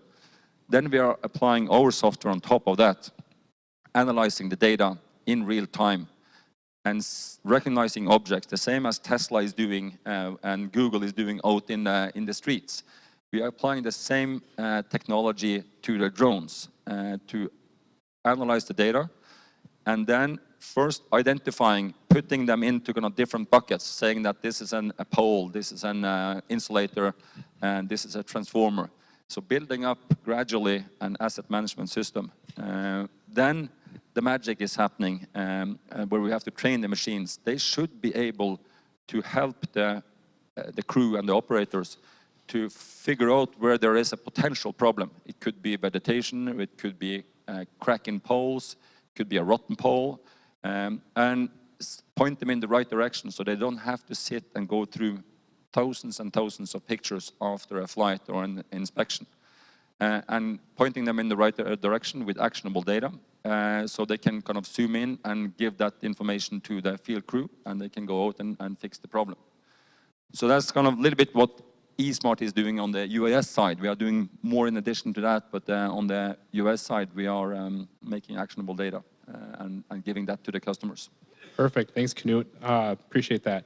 So one of the things I heard with all of you is, this underlying theme of data and providing solutions with it, right? And we have a good cross-pollination here of like a flight provider, a platform, and essentially a user of the data to actually apply it. And so my question here that I'd like to ask is, we all understand that the drone itself is really just a tool to capture data. The drone itself is pretty exciting. It's the sexy technology, but it's the one that actually provides kind of the least value in all of this. So, how do you think businesses will consume the data to generate value for their respective business operations? For example, do you think businesses are going to look primarily at external suppliers like a Skyscopes or an eSmart Systems to operate drones on their behalf to get the data? Or do you think that businesses will ultimately in the future bring this in-house to operate internal to their own business organizations? So I'm going to ask you, Michael, if you would be willing to comment on that first. Okay, to start though, Trevor, that wasn't one of the setup questions. That's correct. I said it would be an organic conversation. I know North Dakota is an energy capital of the world, and I hope this isn't offensive, but I've heard a term recently that data is the new oil. Some people may have heard that term, data is the new currency. I think data needs to be considered as a core strategic asset of a utility going forward. It isn't necessarily that today, and it needs to be. So the reason I start with that, Trevor, is I think because I believe it needs to be a core strategic asset, we need core competencies within Xcel Energy to govern that data, manage that data, ensure the quality of that data, analyze that data. It leads to automation, it leads to artificial intelligence.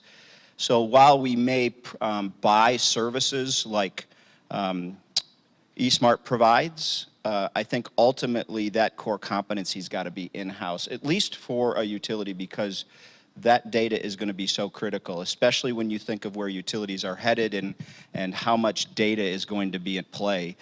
We're just talking about UAS, which is an iPad with wings. But you also have iPads with wheels, electric vehicles. You also have, on the future, autonomous vehicles. So that's just on the consumer side. And then you have all kinds of points of data collection that the utility owns. And then you go into a customer's home and the meter and how they're using energy, whether that be natural gas or electricity. It quickly becomes overwhelming. But there's so much value in the seams between where those data where that data is collected. We have to be experts in it. So my view of the world is it's a core strategic asset, and it's got to be a core competency to the utility. That's great, thank you. And for not having that as a setup question, it was a great answer, so I much appreciate that. Let's not do that again, okay? Oh, I've got a list. Now, Matt, obviously you're probably biased as an external service provider that you would like to be able to have people contract you on to fly to provide the data as well as Knut. And so may I have your comments on what you see the future and how this industry should evolve? Absolutely, and Trevor, it's not a setup question, but it is one of the defining questions of the UAS industry right now is will a utility or will an end user go internal with flight ops, or will they contract out to organizations such as mine? And we've been discussing this amongst ourselves and reaching out to other organizations. We don't really have the statistic about what people are doing right now in the major utility companies. We do know that there's a large number of major utilities, investor-owned and public, that are internalizing flight ops. But as of right now, we do believe that most of them are contracting out to organizations such as ours at Skyscopes.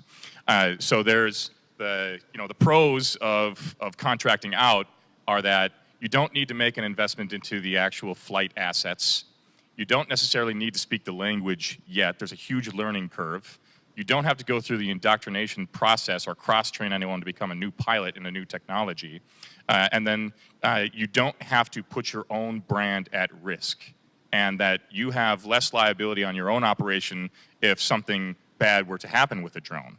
And that, especially if you're going to be contracting out, is why you want to go with the most professional flight operators in the country.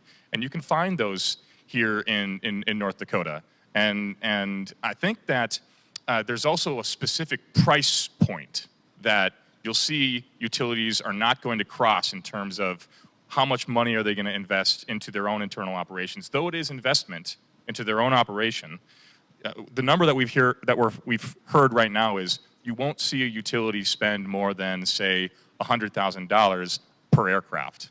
And if it's a utility right now, it's easy to cross-train, say, a lineman or someone who's driving a bucket truck to fly a small quadcopter, a Phantom.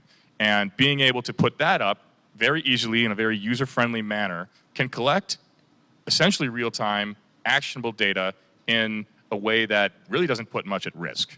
So in terms of the complexity of the operations, I think you'll see most of those will go outsourced, but a lot of the utilities, a lot of the oil and gas companies will internalize the easier missions to fly with the less expensive aircraft. Thanks, Matt. Appreciate that. Now, Canute, you kind of sit in between these two in that you're using the flight providers to get the data, and then there's you're hypothetically sitting in between the two. There we go. That then you take the data and process it so that it's meaningful for an end user. So, what are your thoughts on this question? I think we're going to see a dramatic change in the answer to that going forward. But I think I agree with Michael. The data is the most valuable here, and it should be within the utilities database, or if it's in the cloud or done in a data center, doesn't matter. But they have to own the data, and whenever someone is flying for them, they need to get the data very, either in real time or after the flight. So the data is the key here, and how do we get the data? I also, we are coming from, I'm coming from Europe and from Norway, and we are now flying beyond line of sight on a daily basis, based on the operation manuals that we have in Norway, staying within, the boundaries that we are given, but still flying frequently. And so now they are starting to experiment, should they outsource or should they insource this service? And I think there's two answers to that. First answer is if someone can do it cheaper than we can do internally, and we can get the data that we need to take actions, and that is one key question that needs to be answered. So I think there will be a lot of outsourcing to professional companies.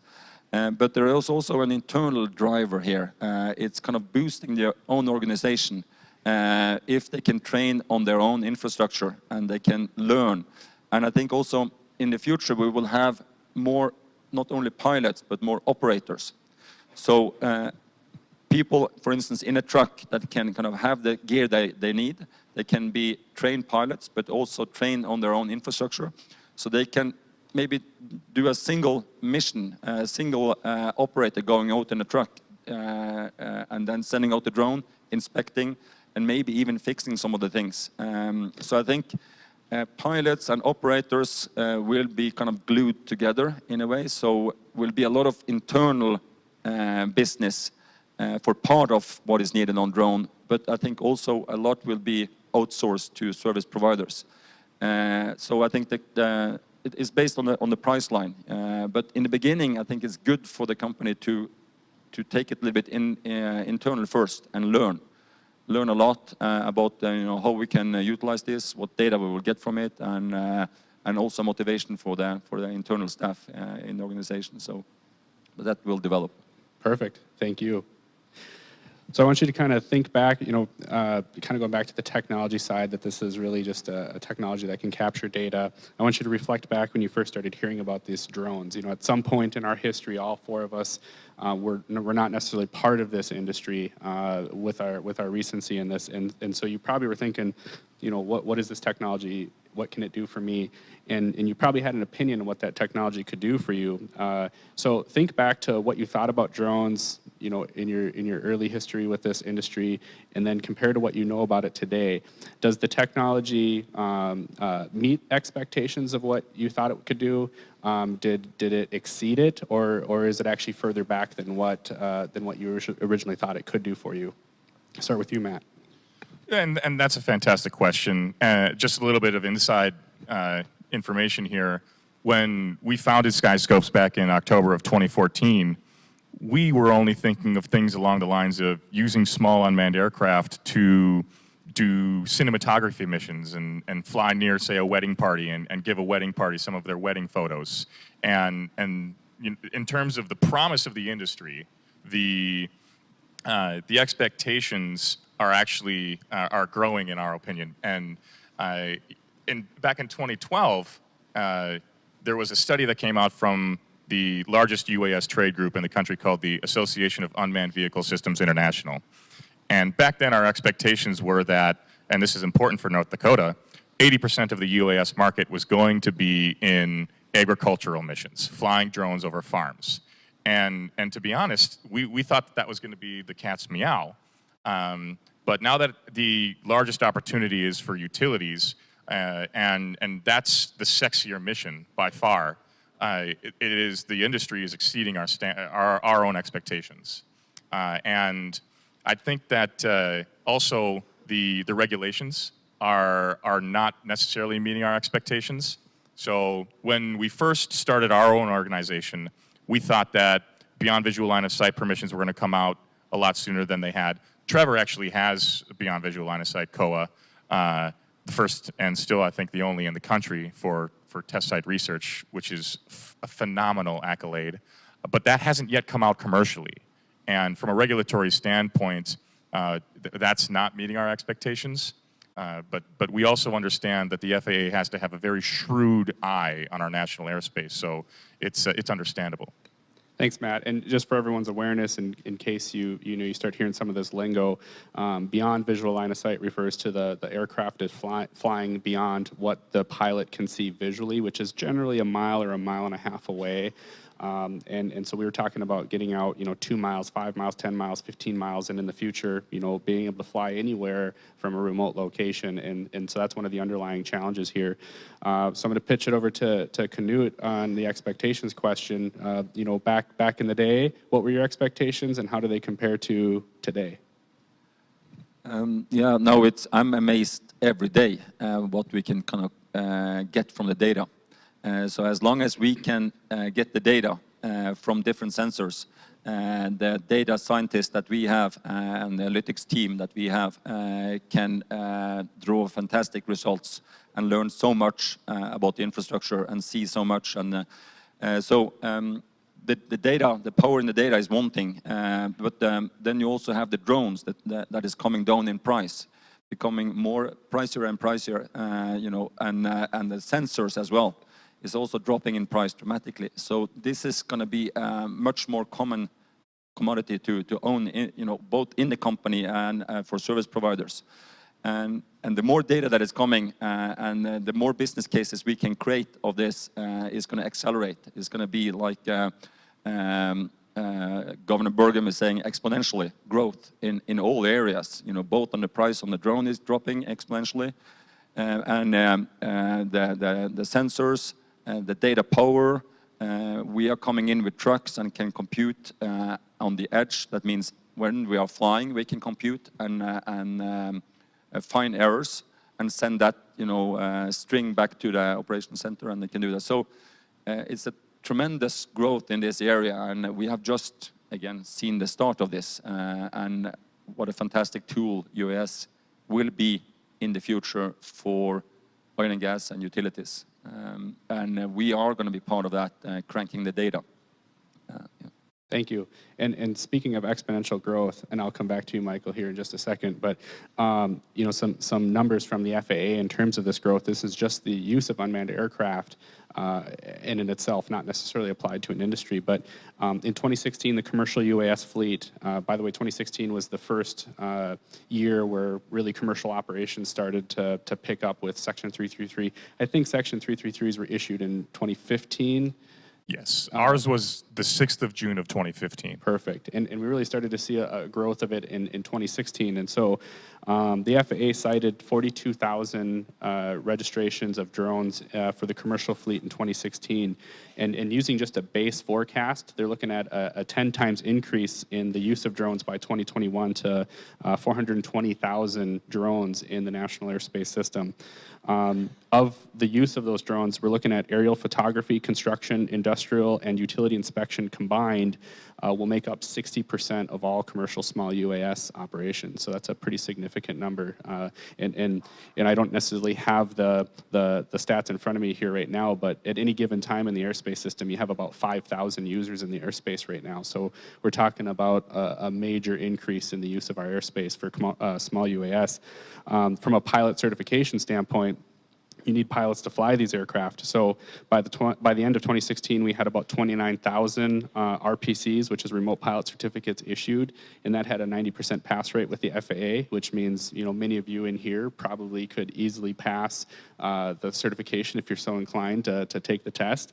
And we're looking at anywhere from 211,000 up to 422,000 remote pilot certificates by 2021, depending on the economic variables that may impact that. So a large increase, and like I said, 60% of that is to support aerial photography and inspections, exactly where your line of business would need this.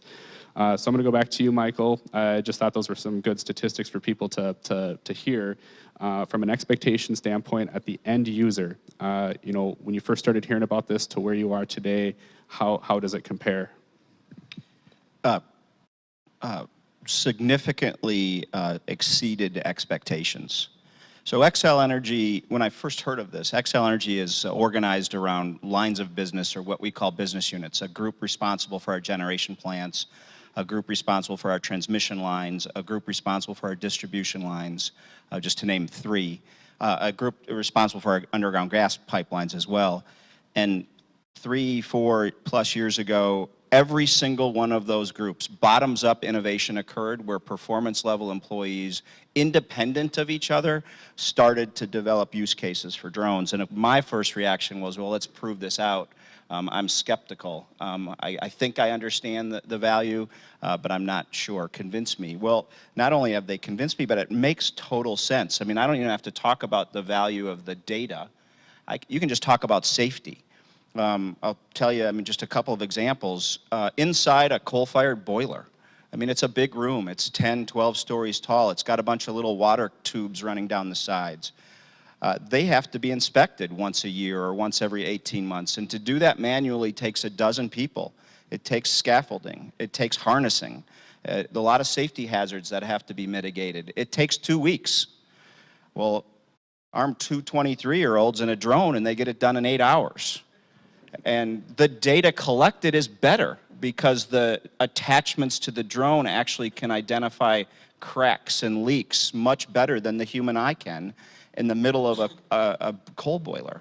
So safety, it just makes common sense. You take that same safety message to inspecting wind turbines several hundred feet up in the air, or a dam, or to where we are today, where we're partnering with several folks to inspect 20,000 miles of high voltage transmission lines using drones. It's blowing my mind when I think about where we've come over the last 3 years. And I'll just finish with this. We complete a couple of dozen missions a year now. If we're not completing a couple of thousand missions a year, a couple of years from now, I'd be shocked. There's just too much value. Too much value for our customers. Again, help keep everyone safe, help keep prices low, and help keep reliability high. There's just too much value to ignore. That's some great insights, and you mentioned the safety side of it, which is a great setup for some of my other questions here. And obviously on the safety side, that is an area of interest for me. So the great thing is the drone industry in and itself right now has a perfect safety record because nobody's died from flight yet. You know, there's nobody on board when these airplanes crash to kill anybody. So that's a great statistic. However, it's not realistic in the future here.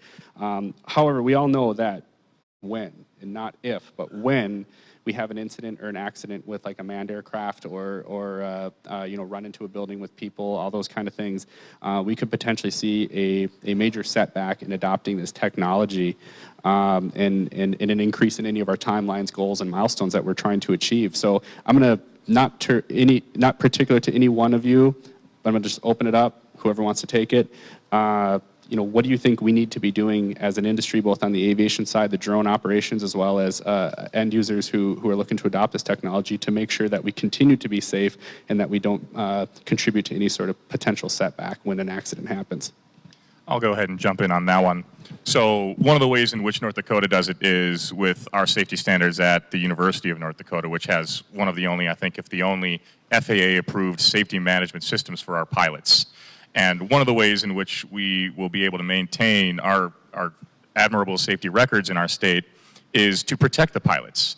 And I see three things in our industry that are going to perhaps devalue our pilots. One is the incompetence argument, one is the national security argument, and the third is autonomy. Autonomy is the ultimate safety goal.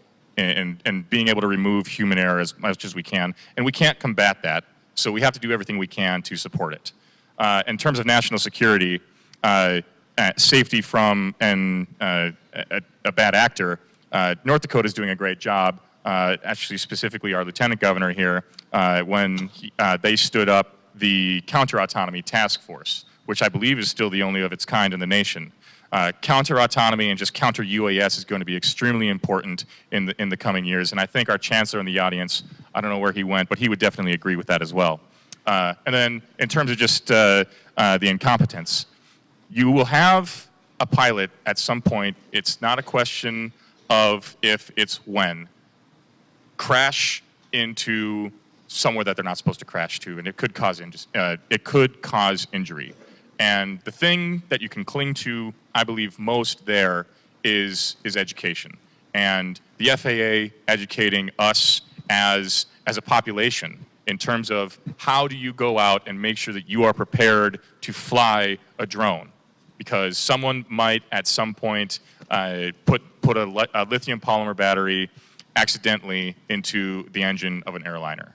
And if we, and I hope we can champion this here in North Dakota as we have already, are able to educate potential aviators, then we can mitigate any of these, or at least we can postpone any of these devastating incidents as far in the future as we can. So I believe it's counter-autonomy, education, and in terms of autonomy, if you can't beat them, join them.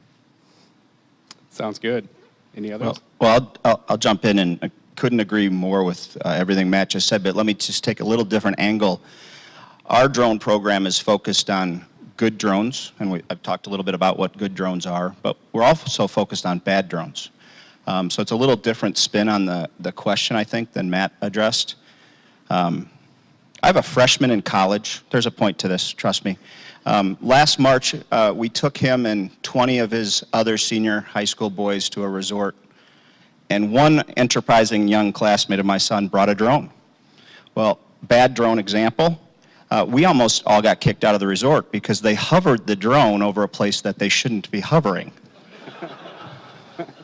taking aerial photographs. Now, bad drone. We are nervous. We run a critical infrastructure, and you can use drones with mischievous intent to do damage to our critical infrastructure. So it's really important to us to get the rules right so that I don't even know what that means actually, but we need rules in place to prevent mischievous intent from impacting critical infrastructure using drones, because it just became a whole lot easier. And working with the FAA to do that is going to be really important for us. Great. Knut, any thoughts? Yeah, I'm going to take a third angle to this, and we are working on the software side, and it's not too much involved in the drone itself. We are just getting the data. But what we are working a lot with the FAA in Norway, and they are very intimate involved in the projects that we are running with the utilities and oil and gas companies in Norway. And the learning, because it's a learning path there, you know, we have to learn from both the mistakes and the good and the bad missions.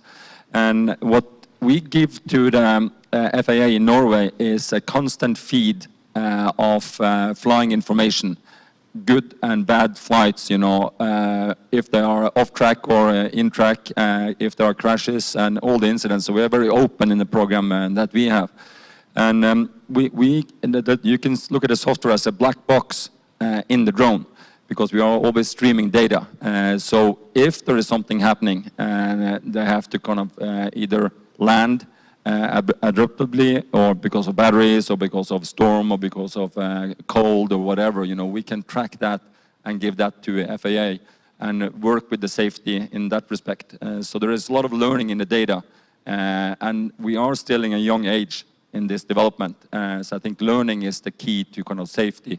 And if we can kind of collect all the utility flying in the country and kind of collectively learn from that, and that could be a big potential there to kind of bring up the safety and down the risk.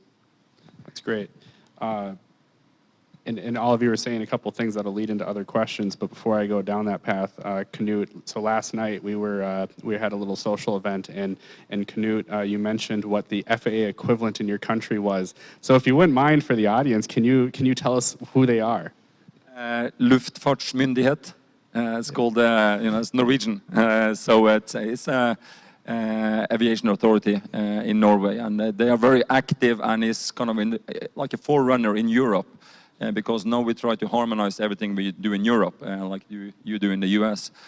So we have been very active in the drone space, because we have a lot of mountains and a lot of injuries when we are inspecting and correcting. So having drones to help out in the deep fjords and in the high mountains is very helpful. So FAA is very interested in what we are doing, and is working very close with, I would say, the utility industry. First and foremost in the country. That's good insights, and I know there's a lot of lessons learned we can take from that, and especially, you know, different environments too. So there's definitely some areas that I know are ripe for discussion. I will not try to repeat back the organizational name, because, you know, I don't think it'll work. Yeah, that will work.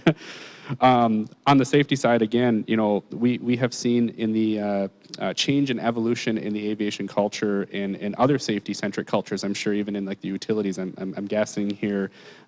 There's traditionally there has been improvements, because people have paid the price in blood. You know, people have had to die to really motivate change and increase levels of safety. And so from perspective of unmanned aircraft for utilities, you know, do you think it's going to take a tragic event to occur before we start seeing our regulators really kind of step up and start to push this industry towards better regulations, more safety-centric culture? Or, you know, previously I was asking that it was maybe a perception of setback, but maybe a tragic event will actually accelerate change in the future. Thoughts? So just quickly here, one of the things that utilities are going to want to outsource to the professionals is not on the data side, I believe, is going to be on the actual sock pulling, the stringing of lines with drones. And it actually took a fatality for a major investor-owned utility to call Skyscopes and contract us to essentially put together the theory that this was possible, and then go out and execute it. And we did successfully out east on the second largest set of transmission lines in the country. There are 2 helicopter fatalities per year if you're stringing lines with a helicopter. And it's far more expensive than with a drone. But I prefer the drones save lives argument. And I think that after such missions are further proved out, that utilities as a whole or individually are going to be they who lobby the regulators to lift restrictions on drones so that you can fly larger ones commercially and that you can pull larger lines of SOC, perhaps even beyond visual line of sight. So I absolutely think that paying the price in blood is one of the ways in which, and even Congressman Kramer was talking about how sometimes it takes a crisis, and hopefully we can be progressive enough to tell the FAA that we need these permissions because drones save lives. That's great. Any other thoughts? Yeah, I don't think we need a crisis for a utility. I'll speak for Xcel Energy. We already work in an incredibly strong safety culture. We get safety. I mean, when you work around thousands of voltage live lines at 10,000 or 13,000 volts, you get safety. And we're very proud of our safety record. It's a value of our company. Just to give you some facts, over the last 6 years, we have 150 employees we have 150 employees are not injured as compared to 5 years ago. I didn't say that very well. You get that point. Compared to 17, compared to 12, 150 employees less were injured. So that's a lot of employees, and we focus on that all the time. So the safety message around drones will resonate and be fully integrated with a culture that already exists. And I think that's true for all utilities. That's great. Any thoughts, Knut? Yeah, I like examples, and Skyscopes and eSmart was called upon to go to Jacksonville to support in storm restoration in Jacksonville after Irma. I think Skyscopes were at the hurricane area from Harvey, and there 2 or 3 people died from electrification because it was coming in contact with water. And that's kind of the safety factors that they want to avoid. They want to kind of use drone to inspect where is it safe to go in and how fast can we go in. And that's one of the critical tasks that we provided to Jacksonville Energy Authority in Jacksonville, trying to avoid accidents in storm restoration. So it was that's another good example of safety that we can provide. So that's an example. It's a great topic because we have a kind of a balanced approach, I think, from a safety standpoint. On the one hand, the safety of the actual flight operation and its impact on the existing airspace system. That's an area on the aviation side that we have a tendency to focus. But what you guys are saying, on the actual applied use of it, we're saving lives by using the technology, and it could be perhaps be that the increase we get from a safety standpoint on the use of the technology to save lives like at Xcel and others may outweigh the risks associated with flight in the airspace system. It'll be interesting to see how things shake out. Now, the regulators, the FAA, the Federal Aviation Administration, has been mentioned several times here. And so, what is your viewpoint of the FAA's involvement in advancing drone technology? Do you see them as partners, hinderers, or maybe just a bureaucratic step in the process? Jumping in here, one of the things that absolutely thrills me about the FAA right now, and sorry, Michael, if I steal your thunder here, is that they can literally be seen as a partner to Xcel Energy. And you won't see this anywhere else in the country, that the FAA has partnered for safety cases with Xcel Energy. And I don't know how you pulled that off, Mike, but it's incredible. And I think that's going to be another foot in the door towards getting beyond visual line of sight permissions from the FAA to North Dakota first, or to other states that Xcel Energy also operates in. I see them in that way as literally a partner. And I also see them on other sides in terms of, are they going to be allowing us to fly over people? Right now, I think that I'm a little bit hesitant to say that they're a partner in this, because we were hoping that we would get beyond visual line of sight permissions before we got permissions to fly in congested and populated areas. And now that has just switched back and forth. But it's key for utilities to be able to fly unmanned aircraft operations in densely populated areas. And right now, it's almost impossible. So on that side, I don't necessarily see them as a partner, but I do know, and I have it on good authority, I mean, I met with the Deputy Administrator's office, Hoot Gibson, last week in San Jose, and I know that they are doing everything that they can. They might just be understaffed to get these regulations in the hands of the professional certified operators, and therefore then also into the hands of the major utilities. Well, we definitely see them as first and foremost a partner, as Matt indicated.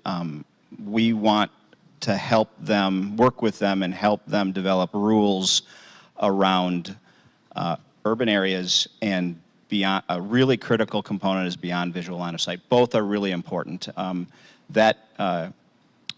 UAS is a benefit without that, but it's times 100 with those two things. So we really need to work with the FAA to make that happen, and the partnership we have with them is going to be critical to doing that. Now that said, we do also have to remember they're a regulator too, so we get that as a regulated utility, but first and foremost a partner. That's great. Now, Knut, you have a different perspective coming from a different country and having to work in the United States. I'm interested to hear your viewpoint in the same question. Yeah, as I just said, the short answer is partner. Back in 2014, we formed this great idea with a drone project called Connected Drone. And then we went out to the utilities and said, we have a great idea, and we're going to form a project. It took us 1.5 years to convince the first one.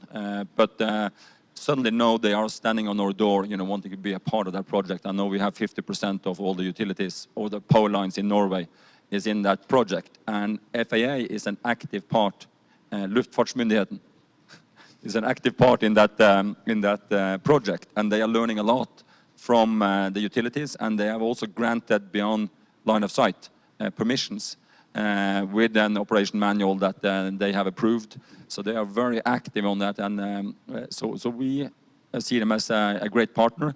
But that's coming from the project side and from the utilities. They are also a regulator in Norway, so they have to be strict on areas, and we have to follow the rules. But a partner from our side.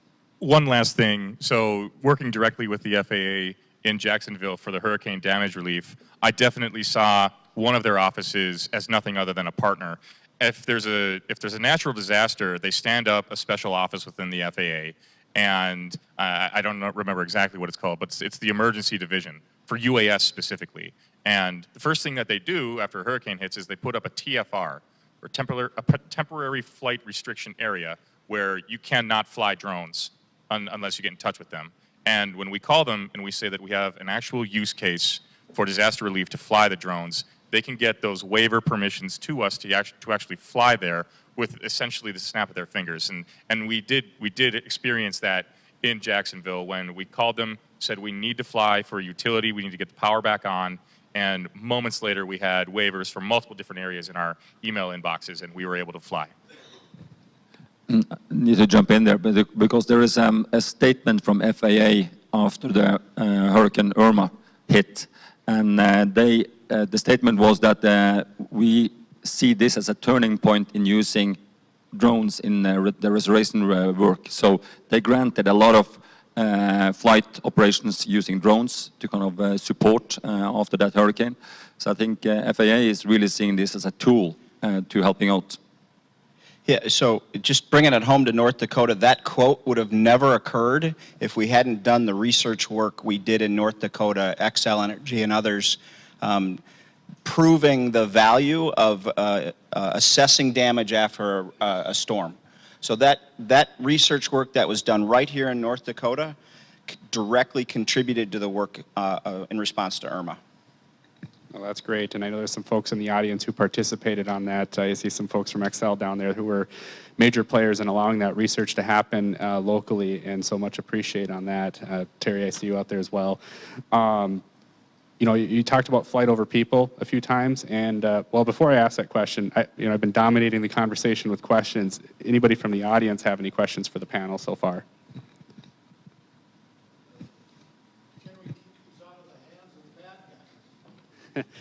Yeah, that's a great question, and I'll give you my opinion. Matt alluded to this counter UAS task force that's been put together in the state, and it's still pretty much in its infancy, but there's a lot of challenges associated with it when we're talking about countering the use of UAS and countering people getting their hands on it with ill intention.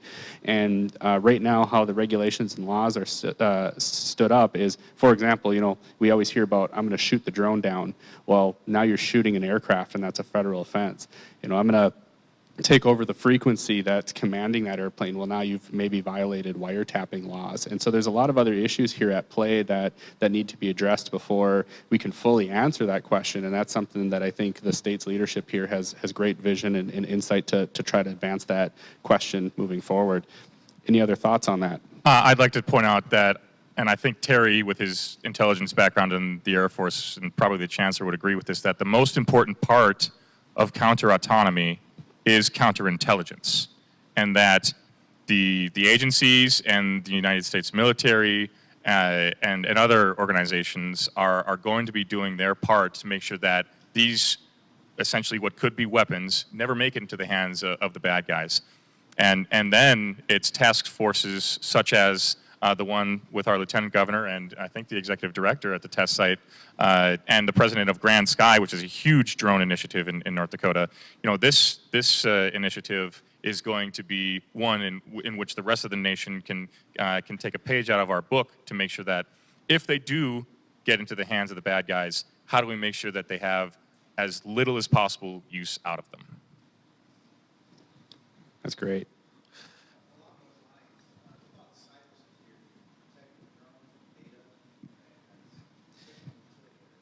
Yeah, so the question was cybersecurity and protecting the data, and to one element I can speak to that is spectrum issues. Right now, the state of the industry is such that the radio frequencies that are being used to command these aircraft, they're not in what's called aviation protected spectrum, and the regulators, the FCC and the NTIA, they're working on it, but they also have slow-moving process, and a lot of the use of frequencies is coordinated internationally.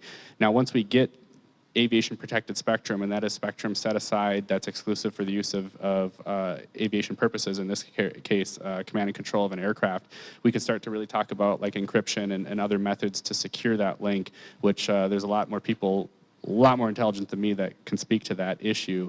But I know that is one of the big points that we need to get to. Right now, a lot of these devices are using FCC Part 15 or ISM bands that, any of your Wi-Fi routers, if anybody still uses a cordless phone, baby monitors, those kinds of things, all use those same frequencies. And so there's interference, there's jamming, there's issues that occur on that because they're non-licensed spectrum. But it is a good question. Do you guys have any thoughts on that? Yeah, no, it's important to deliver a good service to the utilities so they feel safe about their data, and it's critical infrastructure data, and so we are processing a lot of data in the drone, so we need encryption in the drone, maybe in the communication from the drone, and also in the truck, or if it's a mobile operation center. So there is gonna be a lot of interest and investments going into cybersecurity when this is kind of becoming more commodity. And I think Microsoft is one part that can do that, that is doing that for us and helping us with that. So that's what we see. A little bit back to the threat picture here. What we are discussing in Norway now is for utility power line inspection, defining a color or a standard color pattern on the drone, so that the public can see that there is kind of a blinking light and there is a color to the drone to be allowed to kind of do power line inspection. At least then the public can see that now we have power line inspection going on, even if it's routine inspection or if it's a restoration inspection or if it's in a city. So that could be, part of solving some intrusion problem that we have in the airspace. That's a great question. Jumping in here, I'd just like to say, I think that's a fantastic question for North Dakota, because you'll see in this room with drones that we have a fantastic value chain. You've got the end user in Excel, you've got the software provider, you've got the the flight operators. You've got subject matter experts and the people who can speak the legalese of aviation. Maybe one of the best pictures of that in the country. And you know, the chasm to the completion of that picture is probably for North Dakota. How do we store that data in the most secure fashion? I mean, it does go back to links, and how do we make sure that we don't allow an aircraft to get hijacked on the cybersecurity side? But probably more important is, how do we make sure that the critical infrastructure data doesn't get into the hands of the bad guys? And you know, I think that we've got some representatives here from Microsoft. You know, they have extremely outstanding security in the cloud. But the question for North Dakota is, how are we going to store our critical infrastructure data? Do we want to use the cloud? Do we want to use a data center? Or do we want to use a hybrid of both? And once we answer that question, we could have probably the best picture for utilities, for oil and gas companies, in terms of the security of their data here. Yeah, and this is fundamental to a utility like X Energy, not new. I mean, drones don't represent anything new around protecting critical infrastructure data. We've been doing that for decades. So it's a priority of our company. It's a focus of our company. We have multiple layers of defense regarding cybersecurity. And I guess my point is, drones are just another source of the data, but protecting the data isn't new. And it's definitely been a focus of ours for a long time. Thank you. Other questions? Yes.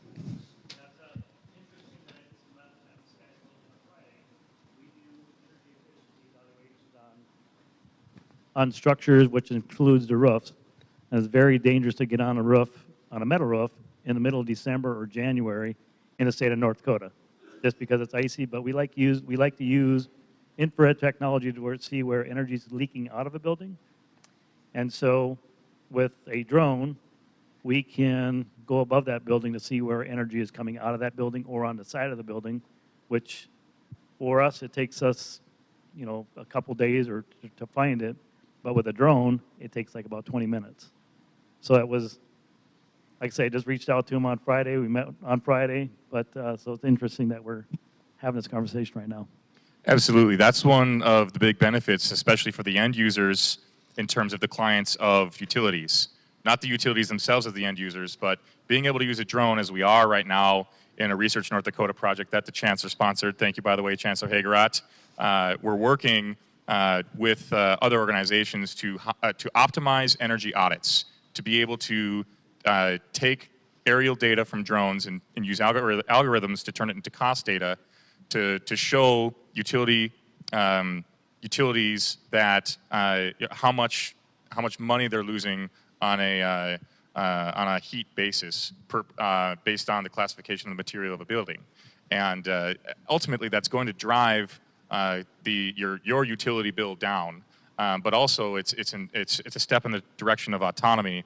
You know, we're using algorithms to calculate heat exfiltration and how much money that is, but we're also calculating what are the optimal flight paths around buildings, and we're doing it on all 11 university system campuses with the Chancellor. Chancellor, I see you have a microphone. Right. I was just going to assure people that we have an initiative on the university system to help on exactly these problems called Nexus North Dakota, Unmanned Systems, Cybersecurity, Big Data. We're working on the Lieutenant Governor's Task Force on counter-UAS. We're working with ITD on the big data questions, integrating the university systems together with the state ITD systems on data storage. The problem is, and as the two legislators are here, I know I'm working with Senator Wardner, Mike Nathy, Roscoe Striley, that for the next budget cycle, we will hopefully get some more money on these emerging technologies, so important. But that's still 15 months away. Is there something industry can do to help us with our research universities to help you? That's the question. That's one downside of a 2-year delay. We have to respond to a rapidly changing world. We've got researchers now working on the defense of drones, the Rockwell Collins grant, Department of Transportation may give us money, but we've got to go faster. Could any of you comment on how you can help us get there faster until the legislature comes back in session? On research to do exactly the things you're talking about, help you be more resilient in cyberspace. Who wants to bite?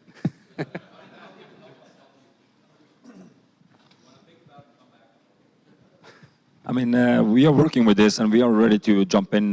We have a very good cooperation with Microsoft and Fargo, and they are, following up very closely now on what we do, and we want Microsoft in Fargo to kind of take an active role, and I think that can be one active role that they can take. And we have representatives from Microsoft in the audience, and we can also talk to them.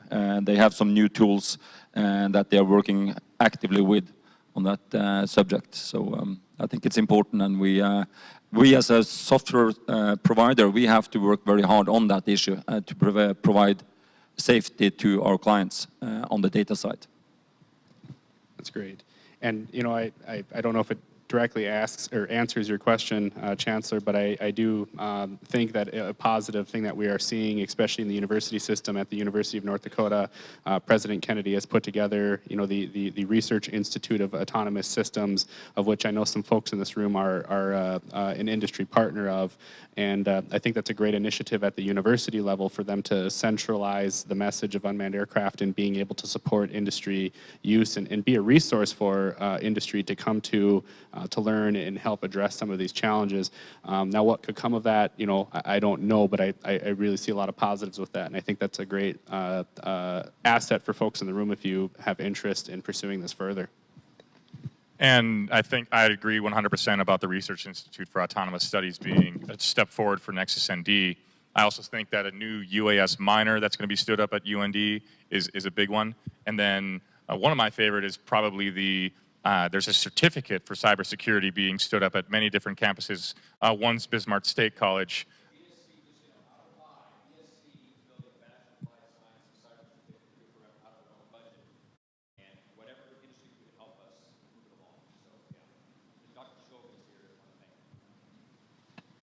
Thank you. We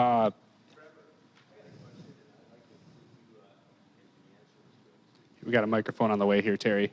We have a great panel here that's got kind of a global or international perspective now with Knut on the panel. And how do you see the future of UAS being accelerated, or the change accelerating, having international companies coming over and working into the national airspace system here? And obviously, you've had a great background with the test site, but again, I think with the partnerships that eSmart's bringing to into the system here in North Dakota, it's kind of imperative to find out where do you think that international influence is going to take and change the national airspace and the FAA to open up the airspace? Yeah, it's a great question, Terry, and it's always an interesting conversation, when we have international partners come to the United States, and especially with flight-proven systems. We have a lot of systems that have been built internationally, flown internationally, with countless hours and operations built on them. But the FAA gives very little or minimal credit to those kind of platforms when they come to the United States.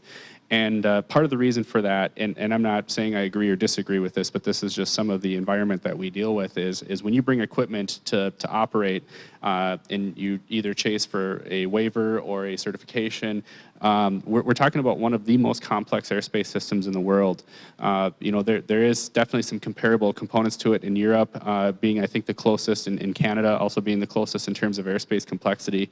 But we're unique in that we have what's called uncontrolled airspace, where people can jump in their airplanes and go fly, and they can have very minimal equipment requirements. They don't necessarily have to talk to air traffic controllers. They don't have to file flight plans. They have that privilege in our regulations to do that.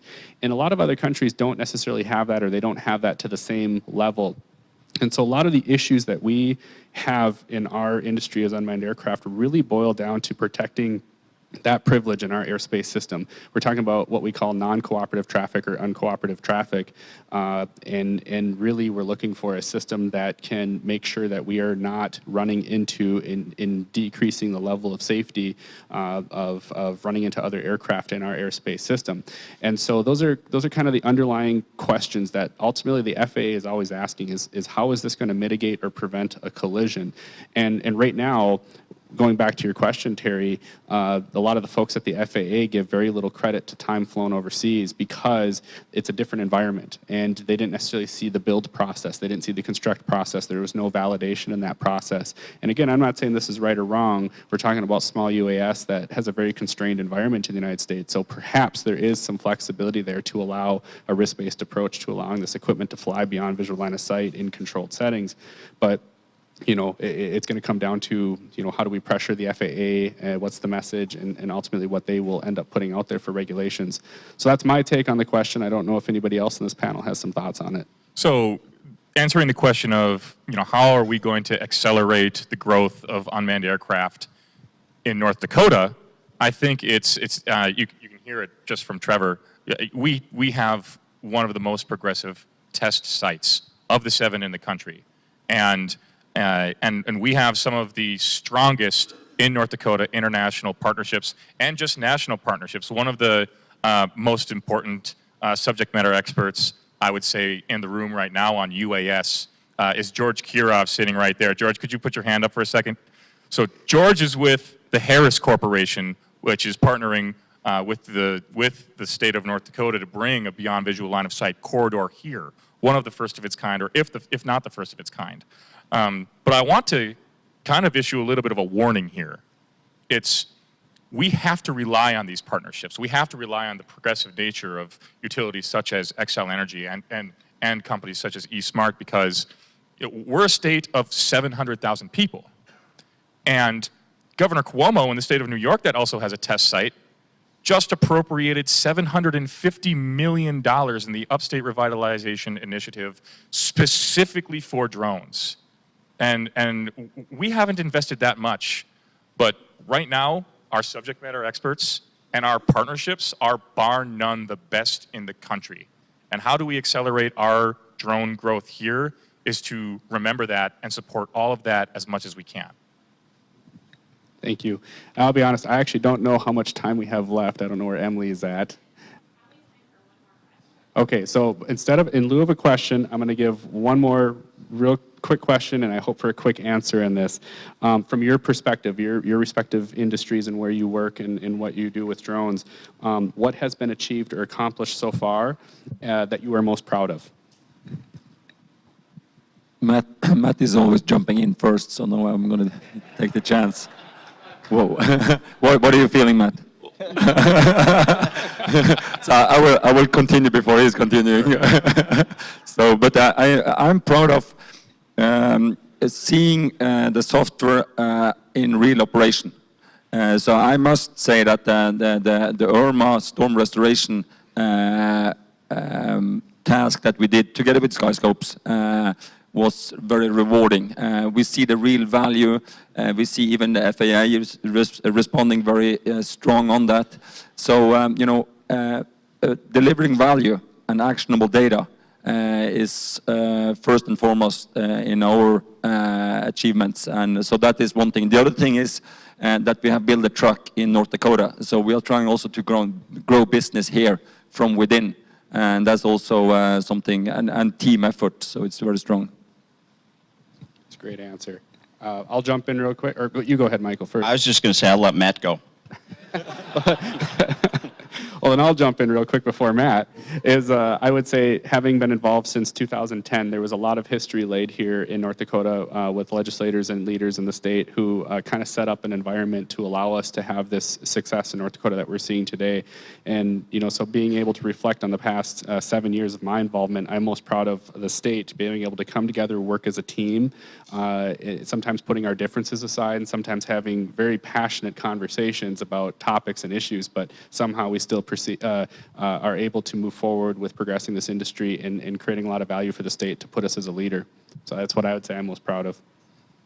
So it's a difficult question because the way I see it in aviation, pride is one of the most perhaps detrimental things for a pilot to have, especially when they're flying. It can be particularly more disastrous in UAS than in other industries. But I would have to say that I'm extremely proud of the pilots that we have in my organization and in the state of North Dakota. I'm also very proud of the fact that the University of North Dakota was the first unmanned aircraft systems baccalaureate program in the country and is continuing to build on that with support of the industry and with support of the state. I'll go back to where I started when I talked about people, process, technology, and data. I'll go back to the people part. I'm really proud of the excitement we've created or helped create. The involvement with the research work here in North Dakota, my personal involvement on UND's research Institute for Autonomous Systems. Our CEO testifying before the U.S. Senate. But it really came home to me just a couple weeks ago when at Xcel Energy's headquarters building in Minneapolis, we had an innovation day. And the day was filled with some speakers for some of the managers of Xcel Energy and above, but then there was a fair, if you will, opened up to all employees. And I'm biased, but by far the biggest booth in the fair was the drone booth. And here's why. We had drone races. Yes, safety. Nobody got hurt. But we literally had employees participating with drone races. And to see the excitement really made me proud, because only through that kind of excitement and engagement will we develop use cases and well, we've really truly won the hearts and minds, or well on the way to winning the hearts and minds that drones can be used to drive value for our customers. And that's what really makes me proud. Thank you. If I may ask the audience to join me in a round of applause for our panelists for participating on this today. Thank you.